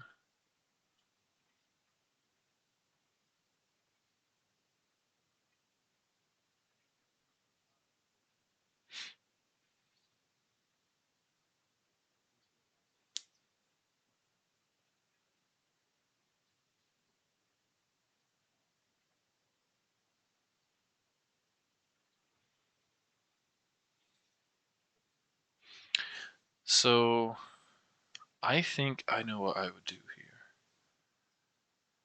But that.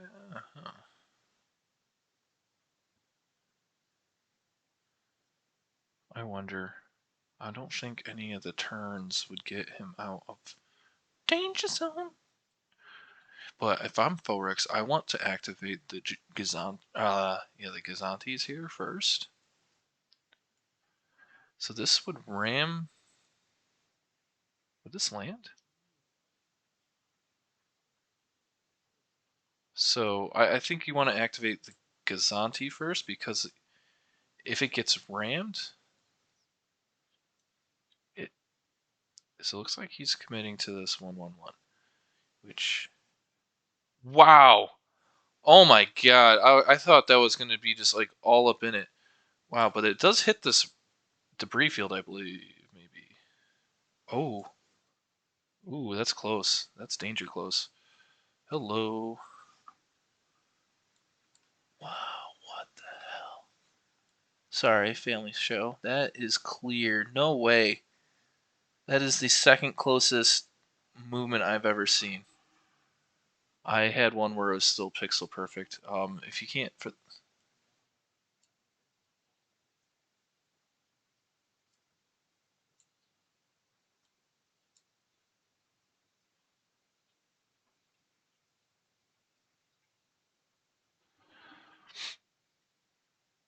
what? What? Well, she escapes the. Wow.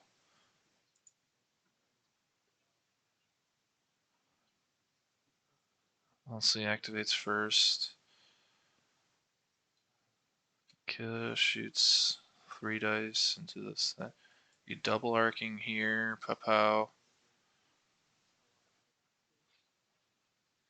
So if this is a concentrate fire, you hit, you shoot in here, double arc.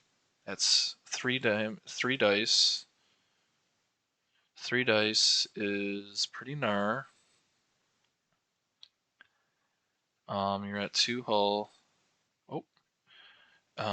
So that's 5 side hull.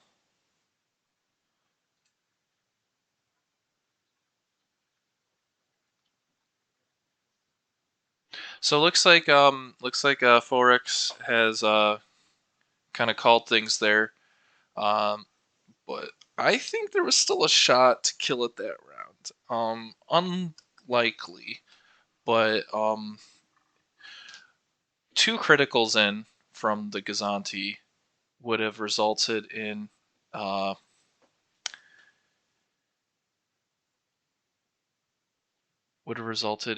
you know, 2 face-ups for the MC80, and then there's potentially a structural in there. So I'm going to assume, for the sake of argument, let's assume one of them is a structural, and that is 4, or that would leave it at 3 hull, and then you need to deal 3 hull from 3 dice, or 3 damage from 4 damage from 3 dice, 5 damage from 3. That's a little hard. Or no, 3 damage and an accuracy guaranteed by Jonas. So Jonas guarantees the accuracy. And if you roll the double and a crit with the red double, blue crit, or even just 2 damage, you lock it and then hope for whatever. I think there's a chance. I think there was a chance it could have died. Squad wise, I don't know what would happen next, but I think there was a chance. But we'll see. So Patrick comes out on top. after decimating the pods phase against Schiappo, who was at the top of the Gold League for a bit. And Marodior, who ended up topping the Silver League. Or not, he didn't top the Silver League. He qualified for top 4 in the Silver League. So quality competition there against Patrick. But he threw them aside like they were nothing. And then once more has beaten Phoerix and beat some of the best players in the world in Louis Andre and Angry Ewok. Really tough path. And his next competition is Xantos with Count Dooku on a munificent star frigate with hard cell transport, a hard cell battle refit, and a recusant light destroyer with Patriot Fist and 4 vultures. I don't, so Patrick versus Santos will be interesting. They both have 6 deployments, but this is a typo. That should say 4. That's on me. I can't believe I didn't catch that last game or Wednesday night. Patrick has 4 as well, but technically only 3 with that, and only 6 deployments technically with Radis involved. So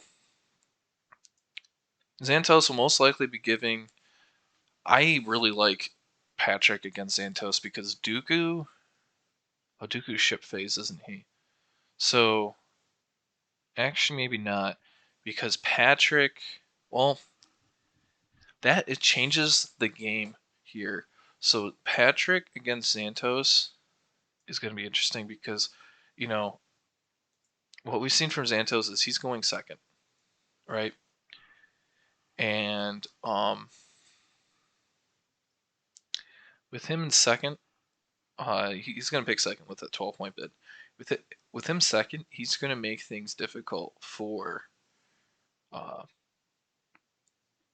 Patrick. And what we want to see, what I think would make sense, is a squad raid round 1.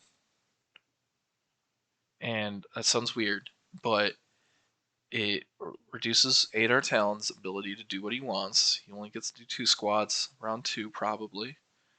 It also prevents Torn Far, Janel's Light, from doing that squadron that it wants to do round 2 as well. Because I don't think Janel's Light will burn a dial round 1 to clear that raid. And then round 2, once the Star Cruiser drops, you now, when you drop your raid, you drop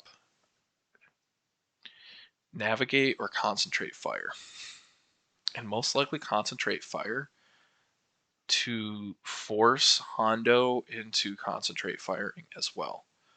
But actually, funnily enough, since Patrick is first player, his Hondo resolution has to go first because Hondo is at the start of the ship phase, and Dooku's at the start of the ship phase. So Xantos is second player. Hondo resolves first.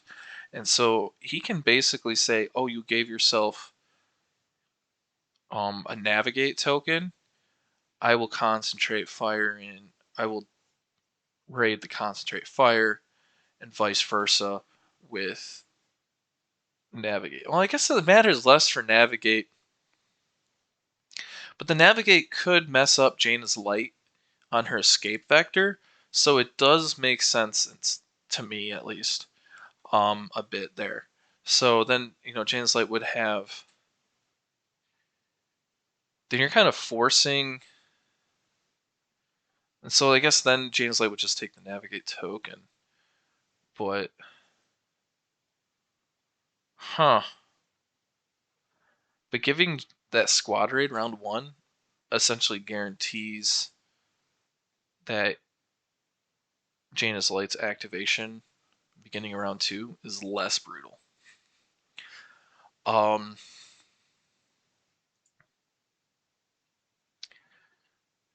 I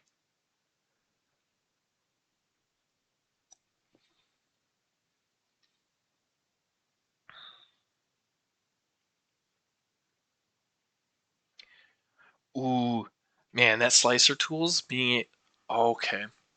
So you actually raid the concentrate fire round 2 if you're able to get that slicer tools on target. If slicer tools can get on target, Jaina's Light tries to escape the kill box or whatever with after dropping Radis or after dropping the MC80. Um, Slicer Tools comes in, slices away the concentrate fire to a squadron, let's say. Not like it matters a ton. Squad value of 2. Maybe it matters. I don't know. Unlikely because the MC80 likes to drop on the flank. Uh, so CR90. So round 2 will look like this. Hondo tokens hands out concentrate fire and a navigate token to the CR90. So concentrate fire to MC80, navigate token CR90. Then Dooku goes, it revealing a concentrate fire. So now Jaina's Light can clear. She escapes with the navigate dial, using her token to clear the raid. Or not clear the raid. Maybe she just uses her dial to clear the raid altogether and just uses the token. Patrick's a smart guy, he'll figure that out. And then Slicer Tools goes for Xantos. Slices up, moves it to a squadron. And then Moncairn doesn't trigger, Gunnery Team doesn't trigger. You got that raid token that, so he has to swipe away the raid token. And then, yeah, interesting. I like that. And so like that's brilliant. I maybe I'm discounting. I was discounting that. So I think Dooku works out perfectly for Xantos if he chooses a second player. As simple as that. The thing is, Ion Storm is pretty nullified by Patrick's list or his thing. So he might actually take repair token with Hondo from so it's to clear off so like engine techs the 4 with engine techs, speed 4 with engine techs will probably be enough to get in range, but the first 4 if that's not good enough, it technically gets that token. So Hondo gets that objective token in Ion Storm. So if Hondo gets that token there, or if Radis gets that objective token on him, I can see Hondo giving a repair token to clear away that objective token while Jaina's Light's in the danger zone. And we go back to Xantos' list. So that kind of changes the paradigm there, because now thinking about it from an objective perspective, Xantos' Ion Storm is a little tougher to defend against. How do you handle that? Maybe Xantos picks first player. I mean, he loses the element of surprise or an understanding of Dooku, but and Hondo can react.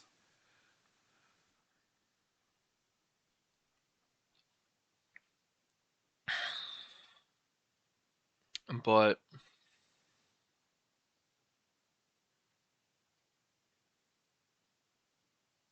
just you know, playing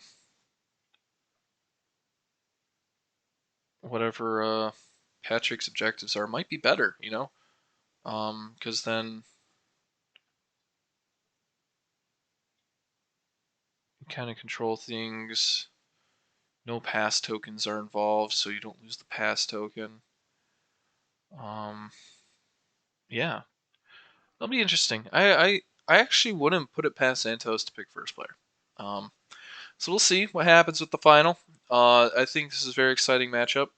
Once again, congratulations, Patrick, for making the final. Someone had to lose between Phoerix and Patrick. Unfortunately, the double onager lost. Oh no, so sad. No, but it's they're nasty to play against double onager. But so is Radis if you are double onagers. So I think Phoerix played as best he could. It was wonderful strategy.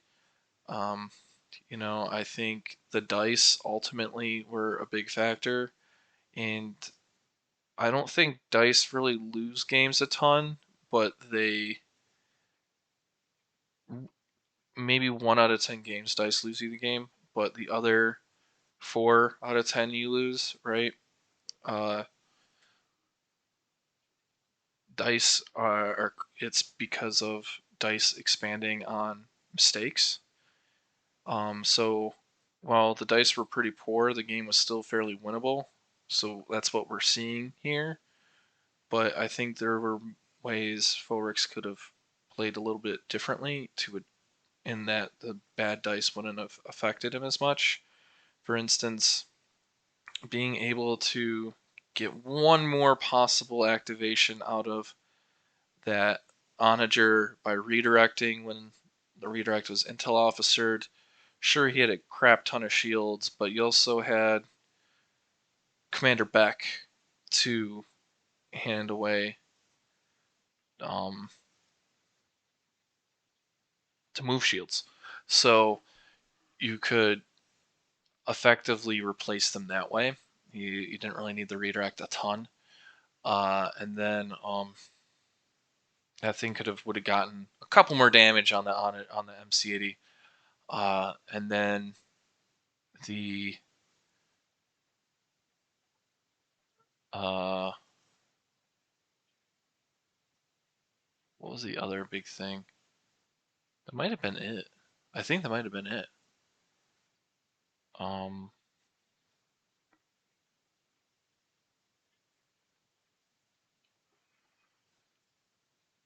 Maybe once. I think Vader uh just ignored Jane's Light after she escaped fairly unscathed from the Onager side arc there with the obstruction.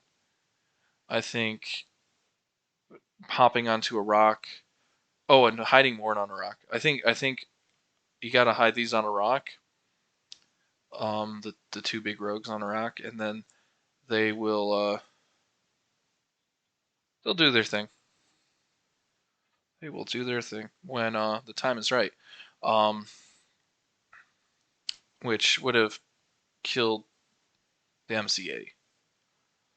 So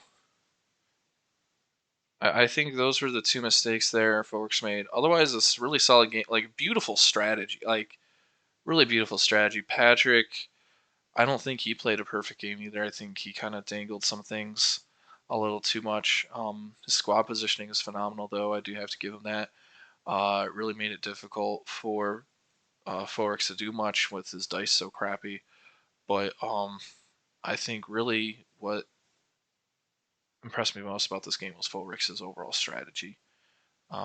Bringing in the one, creating kind of a scissoring crossfire with the onagers, so that when the MC80 came in, really limited where the MC80 could come in um, to keep things relevant. Yeah, it was a really fun game to watch, and I'm excited to see the final against. So good game, Phoerix, but greater game, Patrick, I suppose, and he's going to be playing Xantos. So a lot of fun, a lot of great fun times, and we'll see you sometime next week, most likely, for the final of the Assault on Endor 2022 Tabletop Simulator World Championship. Thank you for watching. Thank you for listening to me ramble. I'm not sure if I'll do a video between then and now because I have a game of my own, and I want to kind of make some content around that. So we'll see. We'll see. I might just clip the end of this video or something and call it a preview video. Who knows? All right. Thanks for watching and have a wonderful day.